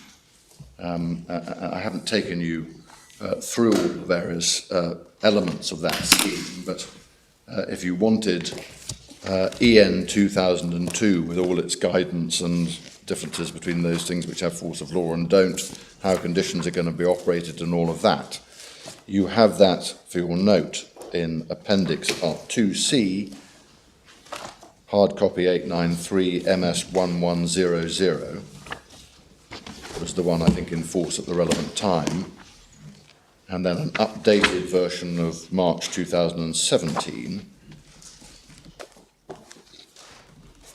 1139 in the electronic, or 932, and the significant difference between those two for present purposes is perhaps that the second of those, the March 2017 one, introduced, I say introduced, it had been introduced, I think, for 3 or 4 days before this was finally promulgated, but it introduced the possibility of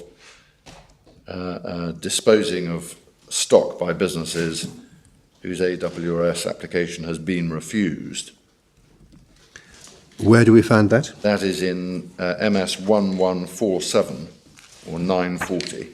It's para 4.5, which the Court of Appeal referred to in their judgment. And what it does is to use a technique of excluding sales. They're excluded sales for that purpose. Again, whether that works or not is a different question, but that's what they did. And you saw reference to that in the Court of Appeal's judgment. Right. This is a notice, essentially a statement of HMRC practice. But it's a bit more than that, because as you see, I think from it, that this is one of those strange ones that has the force of Top law. of page 941, Right. Mr. Reedy. It has the force of law. Something in the wholesaling of controlled liquors regulations, or so it says. Yep. And But it would have to be consistent, wouldn't it, with the basic scheme of the Act? it would. And so I suppose one could say, well, you can't have a category of sales of that kind, but the start of that power, just so you have it, if you're in 4.5, That's Regulation 10, and you have Regulation 10 in the Authorities Volume 1, tab 11, MS 1508. The Commissioners may prescribe descriptions of sales that are excluded sales for the purpose of Part 6A.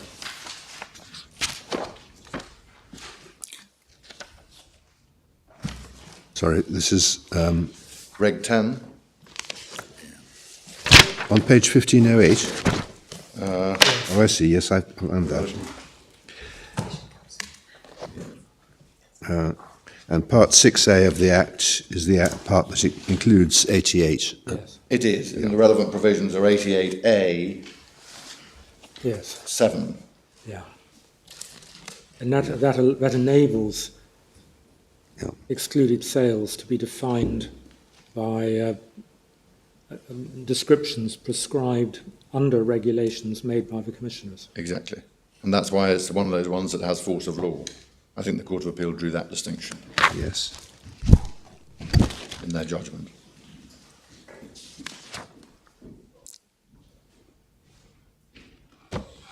Now again, I jump ahead a bit, but one can have quite prolonged debate about whether or not there is power to allow the wind down to happen.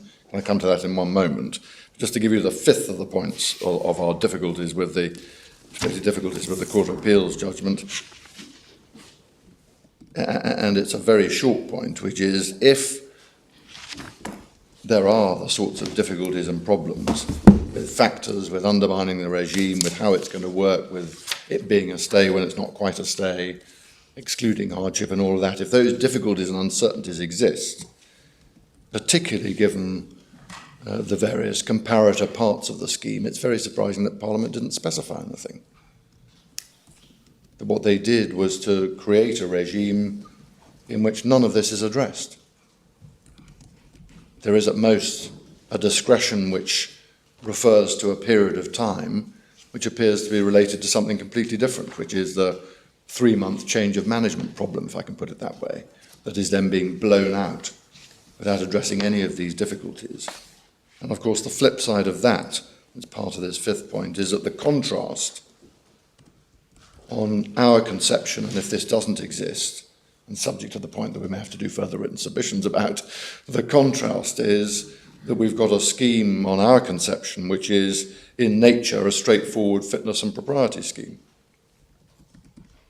They consider fitness and propriety, that's what they're doing, that's their focus and their sole focus. It includes the possibility of conditions or a time period. There's lots of guidance, it's a single process with a single prescribed form, lots of indications as to how the conditions are going to be exercised, how that fitness and propriety jurisdiction is going to be exercised. HMRC considers the matter once, and then there's an appeal to the first-tier tribunal. Is it a corollary of that submission that it's surprising that Parliament didn't deal with the as it were, the interim problem, that in comparable situations, Parliament sometimes has it got a convenient formula for preserving the position pending an appeal to the first-tier tribunal, given that that tribunal has no power to stay? Well, there must be dozens and dozens. There is a power to suspend in the first-tier tribunal itself in certain circumstances. There is there? Yeah, we set that out in our. Yes. We set that out in the case, and I think it's in the Court of Appeal's judgment. There is that comparison, so that I think I made the point earlier that when Parliament wants to say someone has a power to suspend, and indeed when someone wants to say HMRC had better think about hardship, you've actually got express provisions that deal with that. So that's the contrast. I'm not aware of any provision in which, I'll be corrected, I'm sure, with those who've got greater experience of the whole legislative scheme that we're dealing with, I'm not aware of any power in HMRC to then suspend its own decisions pending appeal to the FTT. You make the point, for example, that the immigration statutes contain express provisions preventing, for example, deportation pending whilst an appeal is pending, as we all know. But the FTT has a much broader range of things to deal with. The basic point is, whatever the complexities of that division and however it works, that division is there. Yeah. There are certain things where they have power to suspend, and there are certain things that aren't. You can argue about the choices, but that basic structure in the legislation exists. It's been floated somewhere, I can't remember, I think in the Court of Appeal, that the the rulemaking power in the FTT might be cast widely enough to enable a suspensory power to be introduced by way of rule rather than primary legislation. Do you have a submission about that? Well, my lord, the only submission I made below, as you see recorded in the Court of Appeal, was I could see decent arguments either way as to whether they did or they didn't. I mean, to some extent, it's a bit like the flavour of the point that we're putting off, because there would be a similar sort of question about that, whether in the face of a clear distinction in primary legislation saying power to suspend here, no power to suspend there, whether the Rules Committee could then come in and say, actually, you can, whether that would cut across. That would be the nature of the debate. And the argument would therefore presumably swirl around the nature and extent of the power in the Rules Committee. Yes, quite. And it would be said, well, they've got power to do anything they think is just and convenient, and they've done that in lots of other contexts. You've got an equivalent power in immigration and all these other places, as against someone saying, well, no, that's not right, because here Parliament has actually decided in the tax field that you have a power to suspend there but not there, and you'd be cutting across a primary legislative regime. That would be the nature of the argument. So I hope I can be forgiven for ducking that one as well. But we did have a bit of this debate in the Court of Appeal. Can I very briefly try and address the complicated issue of wind down and how all that works, just to try to pull that together? And it is true, and as the Court of Appeal notes in paragraph 26 of their judgment, HMRC have in the past, in practice, given, I think, to these companies a grace period of a month or so.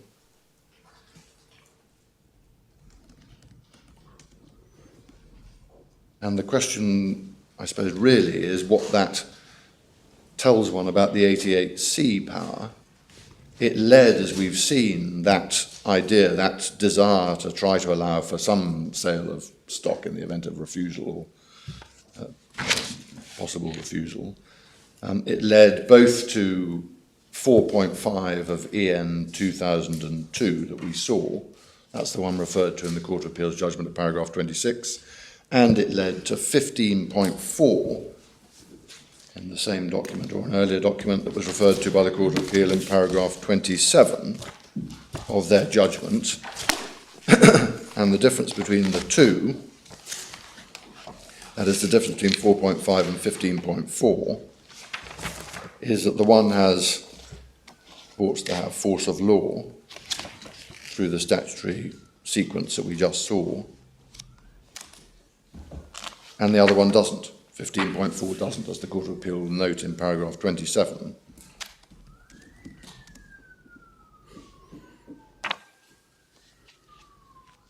But my submission in relation to those possibilities, recognising that that's what HMRC have in fact done in the past, no doubt with the best of intentions in the world, try to mitigate the rigour, as it were, and allow for a period, is that my first submission is that doesn't really answer anything in principle.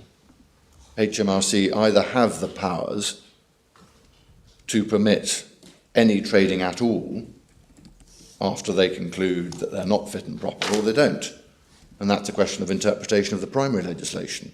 It doesn't assist to say that there's a power that has been asserted by HMRC, or that they acted in a particular way on the premise or on the assumption that they had that power.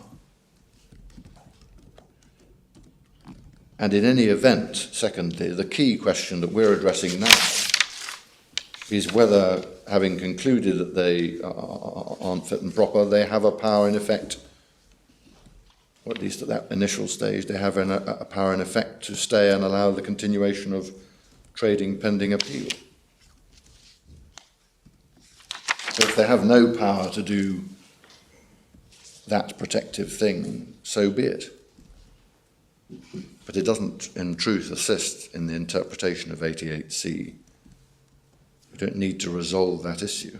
And we had the debate earlier on as to whether or not one could envisage perhaps a combination of time limitations and strict conditions that might allow someone to be fit and proper for that particular and limited purpose.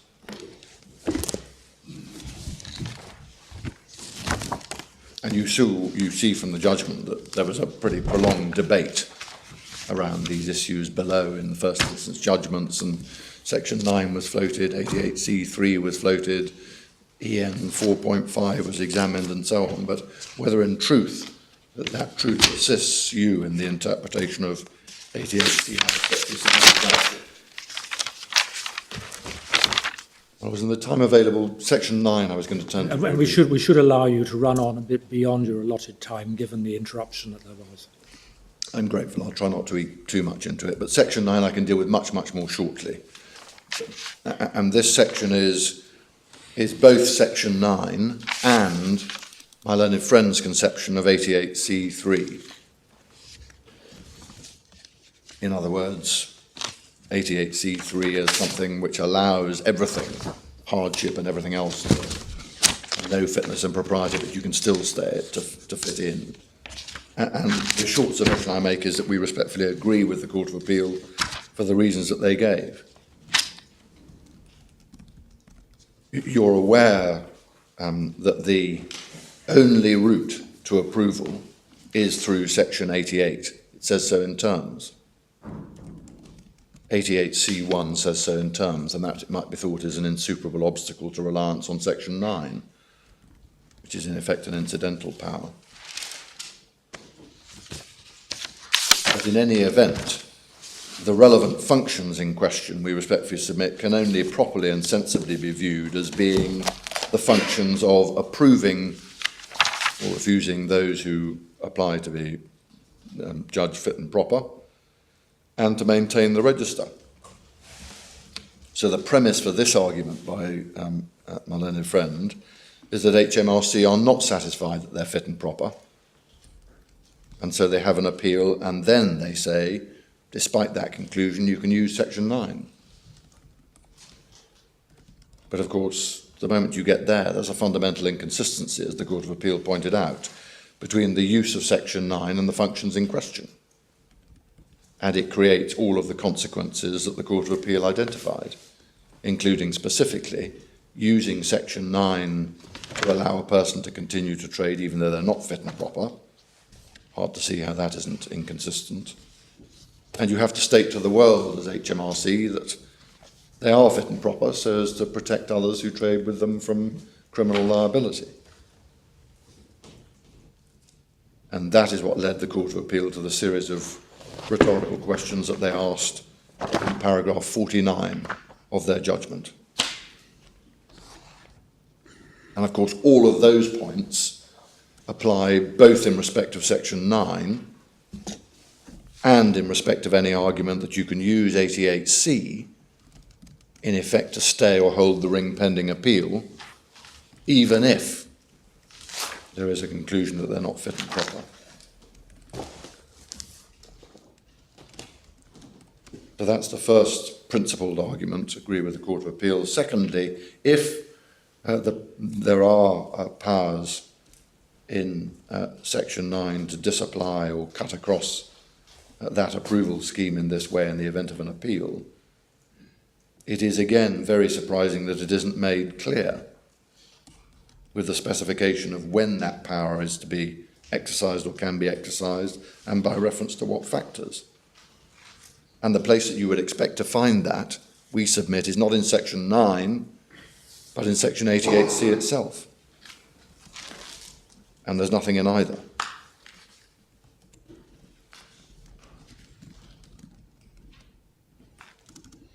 And you can't, we respectfully submit, re-characterise all of this on the basis that there is a statutory right of appeal and or that the functions of HMRC are to participate in some form of statutory appeal. That's a very difficult argument indeed, we submit. HMRC, of course, hasn't got functions of that kind in relation to the administration of justice or the powers of the tribunal. They are, we respectfully submit, no part of the powers of the executive. So even if my learned friend's succession of arguments about ensuring, as he puts it, unhindered access to court, even if that was the principle, it wouldn't sound in a power in HMRC. But the express powers are directly contrary to that case, we respectfully submit.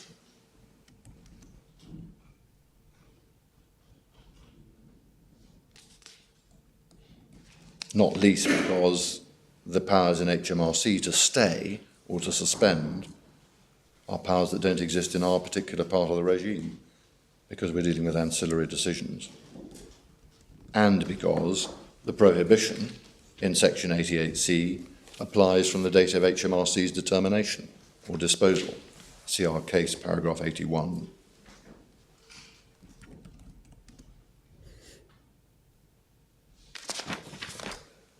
Finally, my learned friend has made lengthy submissions on whether or not there is a principle, whether to be derived from Article 6 or EU law, of unhindered, as he put it, access to court. My respectful submission is that that isn't the principle and never has been. It's perfectly acceptable in designing structures under the Convention and no doubt under the principle of effectiveness under EU law as well, or the Charter, whichever way you dress it up. It's perfectly acceptable in designing structures to balance the rights of the individual against the rights of the general community. You can't have a situation in which the moment you choose to appeal or to challenge, and for as long as you're still doing so, you automatically get the effect of this regime suspended. That can't be the position. I mean, the irreversibility applies both ways, doesn't it? Because the consequences of somebody running a business that can't be relied upon to observe the tax regulations Can create for however long the litigation takes, they are not reversible either. They aren't. They aren't. But the basic principle is that you can have, if one analyses it in terms of restrictions on access to court, I'm not going to go back over all that well-trodden Article 6 case law, but the principle, as you will be well aware, is that you can have proportionate limitations on access to court. And you're into that balancing between individual interests and the general interests of the community in a strict and properly enforceable scheme to protect this element of the market. Are you accepting that that there is an interference with access to the court? You're not, are you? My Lord, I'm The not proportionality only arises if there is an interference with access to the court. quite. The question then you ask is it proportionate, is it legitimate, and so on. But are you accepting that there is an interference with access to the court by not holding the status quo while the litigation proceeds? Well, my Lord, you can have, be a bit careful, I do accept that you can have your access to court rendered illusory or theoretical. I'm not seeking to challenge that part of the Court of Appeal's judgment. This isn't, as it were, strictu sensu, the sort of thing that you normally associate with restrictions on access to court, like legal aid, unison, that line of case law. Yes. It isn't of that ilk, and of course you can go to the FTT. But are you accepting that the absence of any interim maintenance of the status quo is an interference with access to the court? Well, I'm not in the terms you asked that question, I'm not, no. And because on the face of it, it looks more like an Article 13 point, doesn't it? Which is not part of the HRA. Which is not in the HRA. Yeah.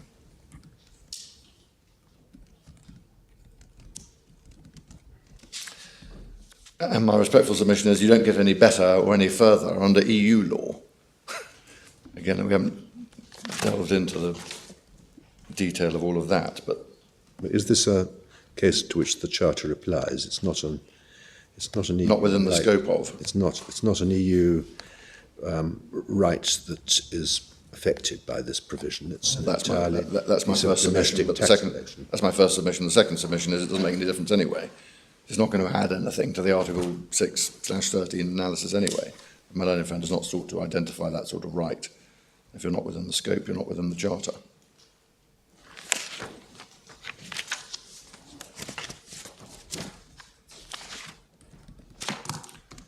Well, then finally, just on outcome, you saw how the Court of Appeal dealt with it, even assuming that they have the jurisdiction that they were purporting to exercise, and they weren't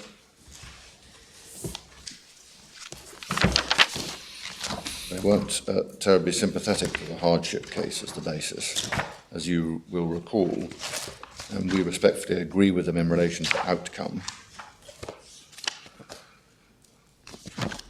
at least in relation to the exercise of a jurisdiction in the court to stay. And of course, if what they're doing by imposing something similar under section 88C, it's jolly difficult to see how you could get a better outcome if they couldn't do it to assist the applicants on High Court jurisdiction to stay, as they couldn't for the reasons they give at paragraphs 84 through to 86, in particular their analysis of the evidence under 86. It's extremely difficult, I submit, to see how an HMRC discretion, a fortiori one which required fitness throughout and stripped out hardship, could get to any different outcome. So that's the final submission I make.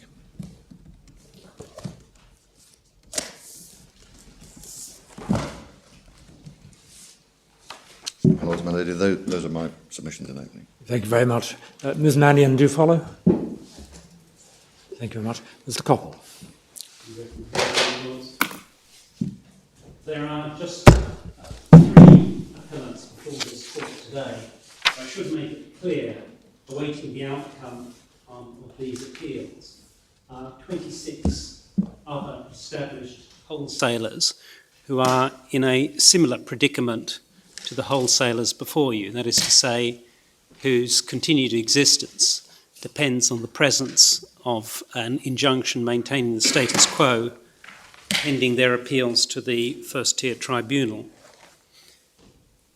My learned friend Sir James took you to the legislative scheme via the judgment of the Court of Appeal below, but I would suggest the scheme is better understood by looking at the primary material itself.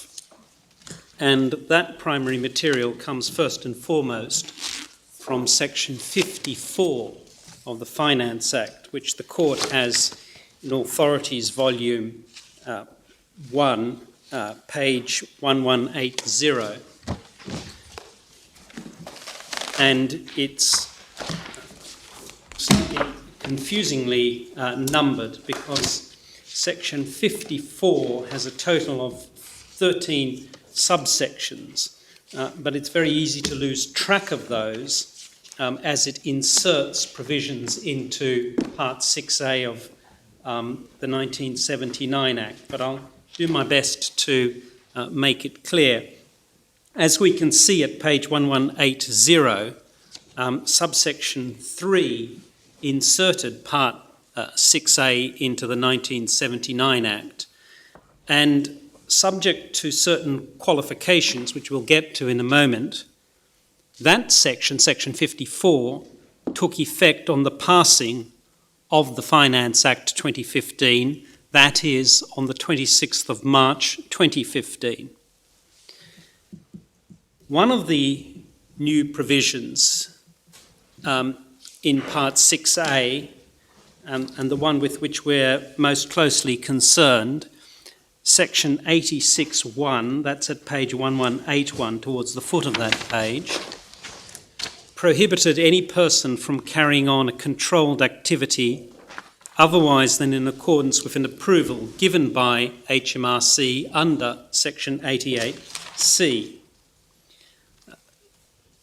Putting it in shorthand, the activity controlled by Part 5A is the wholesaling of alcohol on which the duty point has already been reached or passed, and what I will call duty paid alcohol. So to be clear, Part 6A is not concerned with the wholesaling of duty suspended alcohol. Duty suspended alcohol has, and has long had, its own registration scheme. And it's a registration scheme that reflects the revenue risks that are inherent in the wholesaling of duty-suspended alcohol. To be clear about this, in certain cases, the value of the duty in an alcoholic product can comprise the great proportion of the value of the product itself. Those risks are not present in the wholesaling of duty-paid alcohol. And when my learned friend Sir James said this morning that the AWRS scheme, that's the scheme introduced by Part 6A, was the last piece in the jigsaw, the analogy is misplaced. It's a different jigsaw with a different picture on the cover. Unlike being permitted to wholesale alcohol on which excise duty has not been paid, which is a privilege and which does confer significant business advantages, wholesaling alcohol on which duty has been paid is not a privilege. Well, the trouble is, Mr. It's a Coppell, business. the trouble is, Mr. Coppell, it's on which duty ought to have been paid, isn't it? It is on which duty ought to have been paid, but If it's been paid, we haven't got the problem. that's correct. But the purpose of the regime is not necessarily tied to the trader having alcohol on which duty has not been paid. It's whether the trader hasn't been sufficiently rigorous with those with whom he is doing business, not necessarily that the goods that he has acquired are without duty, because if they are without duty, then they are liable to seizure anyway without this regime, but simply they are essentially being co-opted into the fight against fraud in the alcohol business. And again, Sir James took you to the recent Witter judgment. That's in Authorities Volume 2, tab 20, MS page 1735, to support the proposition that the Court of Appeal in this judgment was right to say at paragraph 54 that hardship and the impact on appeal rights are extraneous considerations. The reason that they are extraneous considerations in the J.P. Witter situation is because that's concerned with a privilege, the privilege of making gross payments. But as I've said, there is no privilege here. It's the wholesaling of a product, like other products that can be wholesaled, like any grocery products. It's a business. True it is, one that higher up the chain is attended by a risk of revenue fraud. But in any event, Witter isn't about the stifling of an appeal aspect of hardship. No. It's only about hardship. It is. So that's the first point, and it's a point which we say is of fundamental importance in evaluating the competing propositions. So we've just been looking at Section 88C in the Finance Act, that's in Authorities Bundle 1, page 1181.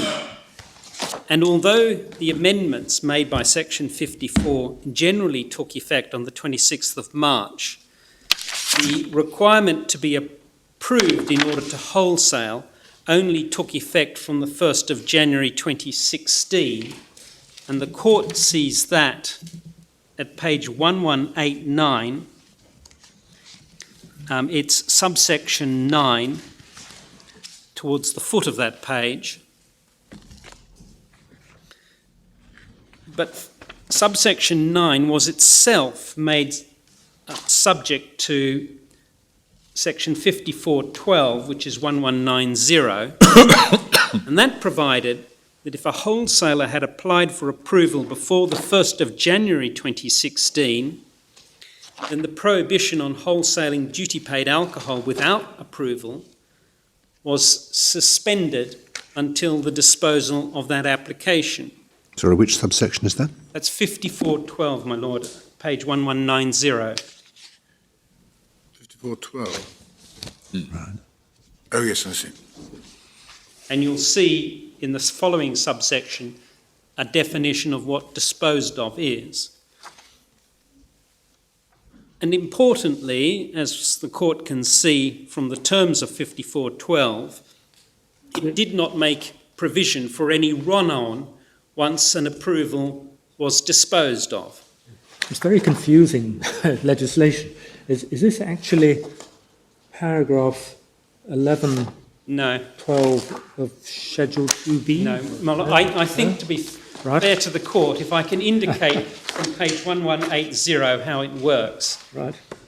We start at the top at 1180, 54.1, 54.2 a little bit further down, and then 54.3. And then you have to jump to page 1185, Oh, I middle see. of the page, where you get 54.4. And then a little bit further down, 54.5, which is introducing Schedule 2B, which is the source of your Lordship's confusion. Yeah. And then you jump to 1189, middle of the page, 54.6, Yes. and so on down to I 54.13. see. Yes. And it's only if you circle them red ink or some other such way that you don't lose track. Yeah. Thank you. So the point is that there's no run-on once the application is disposed of, and with the result that the Section 88C1 prohibition, which we've just looked at on wholesaling, terminates immediately. I was subject to the provision empowering the revenue to exclude Sales. certain sales. The EN 2002 sales, Yes. if that had been provided for. We'll get to that in a moment, but yes, subject to that. So, but for that, it means that from the instant that the revenue determines the application, the wholesaler can no longer carry on wholesaling duty-paid alcohol. And that is so despite Section 54 itself providing for a right of internal review and of appeal to the first-tier tribunal against the decision itself. And the court sees that in 54.7, that's at page 1189, which inserts into Schedule 5 of the Finance Act 1994 decisions as to whether or not and on what conditions a person is to be approved or registered. And just to go to that Act to see how it works, the court has that under tab 3 in volume 1 of the authorities. The relevant part of the Finance Act is Part 1, Chapter 2, which comprises sections 7 to 19 inclusive and Schedule 5. At page 1193, we see the tribunal means the FTT. And at page 1215, section 13A, we see the meaning of, quote, a relevant decision. And subsection 2 says any of the following decisions, and then right down at letter J on page 1217, we see it includes any decision by the revenue of a description specified in Schedule 5. Schedule 5 starts at page 1250. It's decisions subject to both review and appeal. And at the foot of 1253, we see there are a series of decisions under the 1979 Act. And in the middle of page 1255, we now find subparagraph P for Peter, which was the provision that was introduced, as we'll remember, from the Finance Act 2015. So that's how the appeal right got introduced into the scheme of things. So for the purposes of the Finance Act 1994, a refusal of approval under Section 88C is a relevant decision. And what happens is that a person who gets such a decision has a twin right. They can either seek an internal review or they can seek an appeal to the tribunal itself. And they can do both things successively, can't they? I'm sorry, my lord. Can they not do both things successively? Yes, they can. So the only other definition that is relevant here is that the decision under paragraph P is what's termed an ancillary decision, and the court sees that in section 16, subsection 8, which is page 1240, towards the foot of that page. We see the self-same decisions in Schedule 5, ancillary decisions, and the result of that, as my learned friend rightly pointed out, is in section 16.4, towards the foot of page 1239, is to limit the power of the tribunal so that the intensity of review is not a full merit review, it's not standing in the shoes of the decision maker, it is a hybrid between judicial review and merit review. That's the effect of C, is it? Yes. Then the tribunal itself has its own rules of procedures for each of its chambers, including the tax chamber, and those rules the court finds under tab 9 in the same volume. That's at page 1466. We don't need to examine them. It's enough to observe that we agree with learned friends that the FTT does not have any power to stay the operation of an appeal decision pending the outcome of that appeal, and indeed it is questionable whether the primary legislation empowering the making of these rules would have given the rule-making body that power. But that's perhaps for another day. Returning to Part 6A of the 1979 Act, so that's tab 1 in the same bundle. As I've already pointed out, where a person has applied for approval within the 3-month window provided for in subsections 11 and 12, that's page 1190, they can continue wholesaling until the revenue makes its decision, and as soon as it makes its decision, 88C takes its effect. Now, quite apart from the abruptness, the effects of section 88C(1) taking effect are dramatic. And we see that, first of all, in 88G for George, which is at page 1183. So a person who contravenes section 88C(1) by selling controlled liquor wholesale is guilty of an offence if the person knows or has reasonable grounds to suspect the buyer is carrying on a trade or business and the liquor is for sale in the course of that business. So that's, in other words, wholesaling as opposed to retail sale. Then there's another offence in 88G2, essentially offering alcohol for wholesale sale. Then in 88F plus 88G4, the person who buys controlled liquor wholesale is also committing an offence. And the court will see, if you look further down at 88G5 down to 6, the penalties are significant, including imprisonment for up to 7 years. But the ramifications of a refusal of approval go further than that, and we need for this to look at the 2015 regulations, which are under tab 11. That's at page 1506. It's the Wholesale and Controlled Liquor Regulations 2015, made under various provisions of ALDA, Part 6A.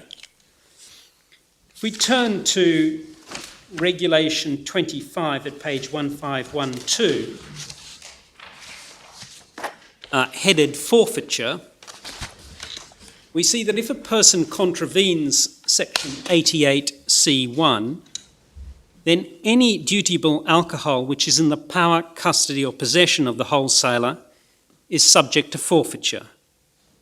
And it doesn't matter that duty has been paid on all the alcohol. It doesn't matter that the wholesaler has only just received the refusal approval.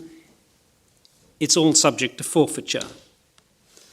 And then further, in Regulation 25, Sub-Regulation 3, if there are companies that are a part of a group, and group is defined in 88J, then if just one of those companies in the group gets a refusal, then all of the stock in the power, custody or possession of any of the companies in the group is subject to forfeiture. So that's the way it operates, and that, as we say, is going to be relevant to a consideration of what it means when the Court of Appeal says that hardship is irrelevant. So returning to the 1979 Act 5412, that's under tab 1, page 1190. As I've said, provided a person had applied for approval before the 1st of January 2016, but the Revenue had not by that date disposed of the application, then the operation of Section 88C1 with all of its consequences was suspended until it had been disposed of.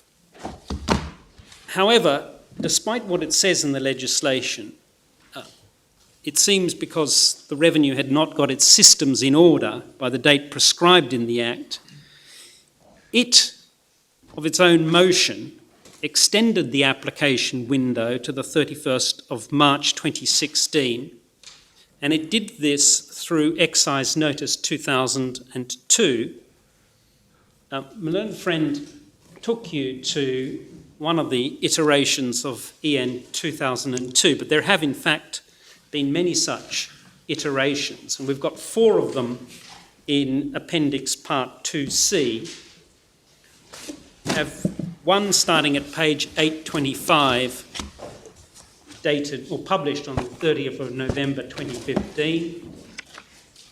Got another described as an update of the 23rd of May 2016, starting at 855. Got another one updated on the 21st of June 2016, starting at 893. And then we've got the one to which my learned friend took you, updated on the 31st of March 2017, starting at 932. And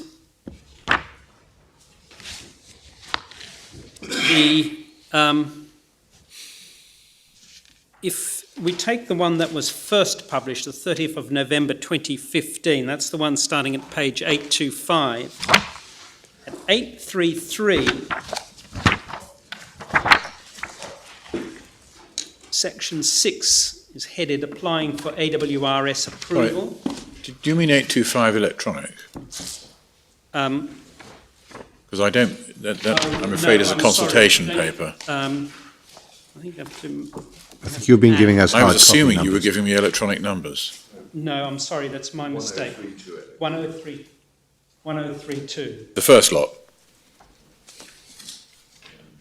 1032. Thank you. At some stage, can I have the others? But thank you. Oh, 132. So if we go in, it's going to be 1043. What 855 is? It should be 833 Oh, big one, 833. printed. 1043, yes. 1040, I'm being told. I'm grateful. Thank you. You'll see headed is Applying for AWRS Approval, And then a little bit further down, existing businesses trading before the 31st of March 2016. Sorry, can you give me the hard copy number for that? 833, my lord. Thank you.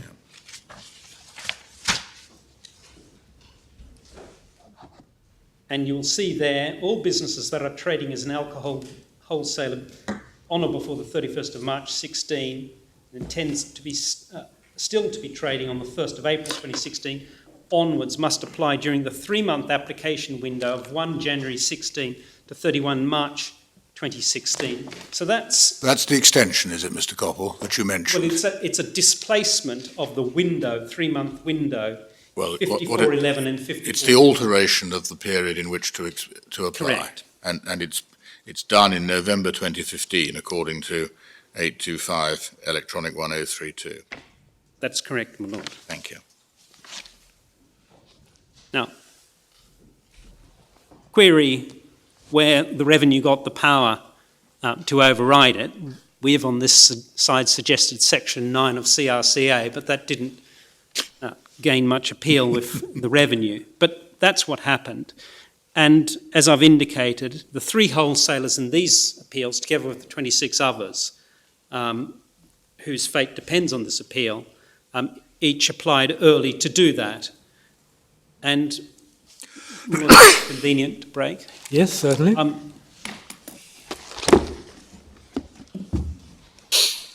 Just while you're mentioning the other ones all stacked behind, Mr. Coppell, we do understand the point. Has the first tier tribunal started work on all these various cases? My lords, we're going to get to All where right. the first tier tribunal has got to with that and why it has got to where it has got to after the short adjournment. Very well. Thank you.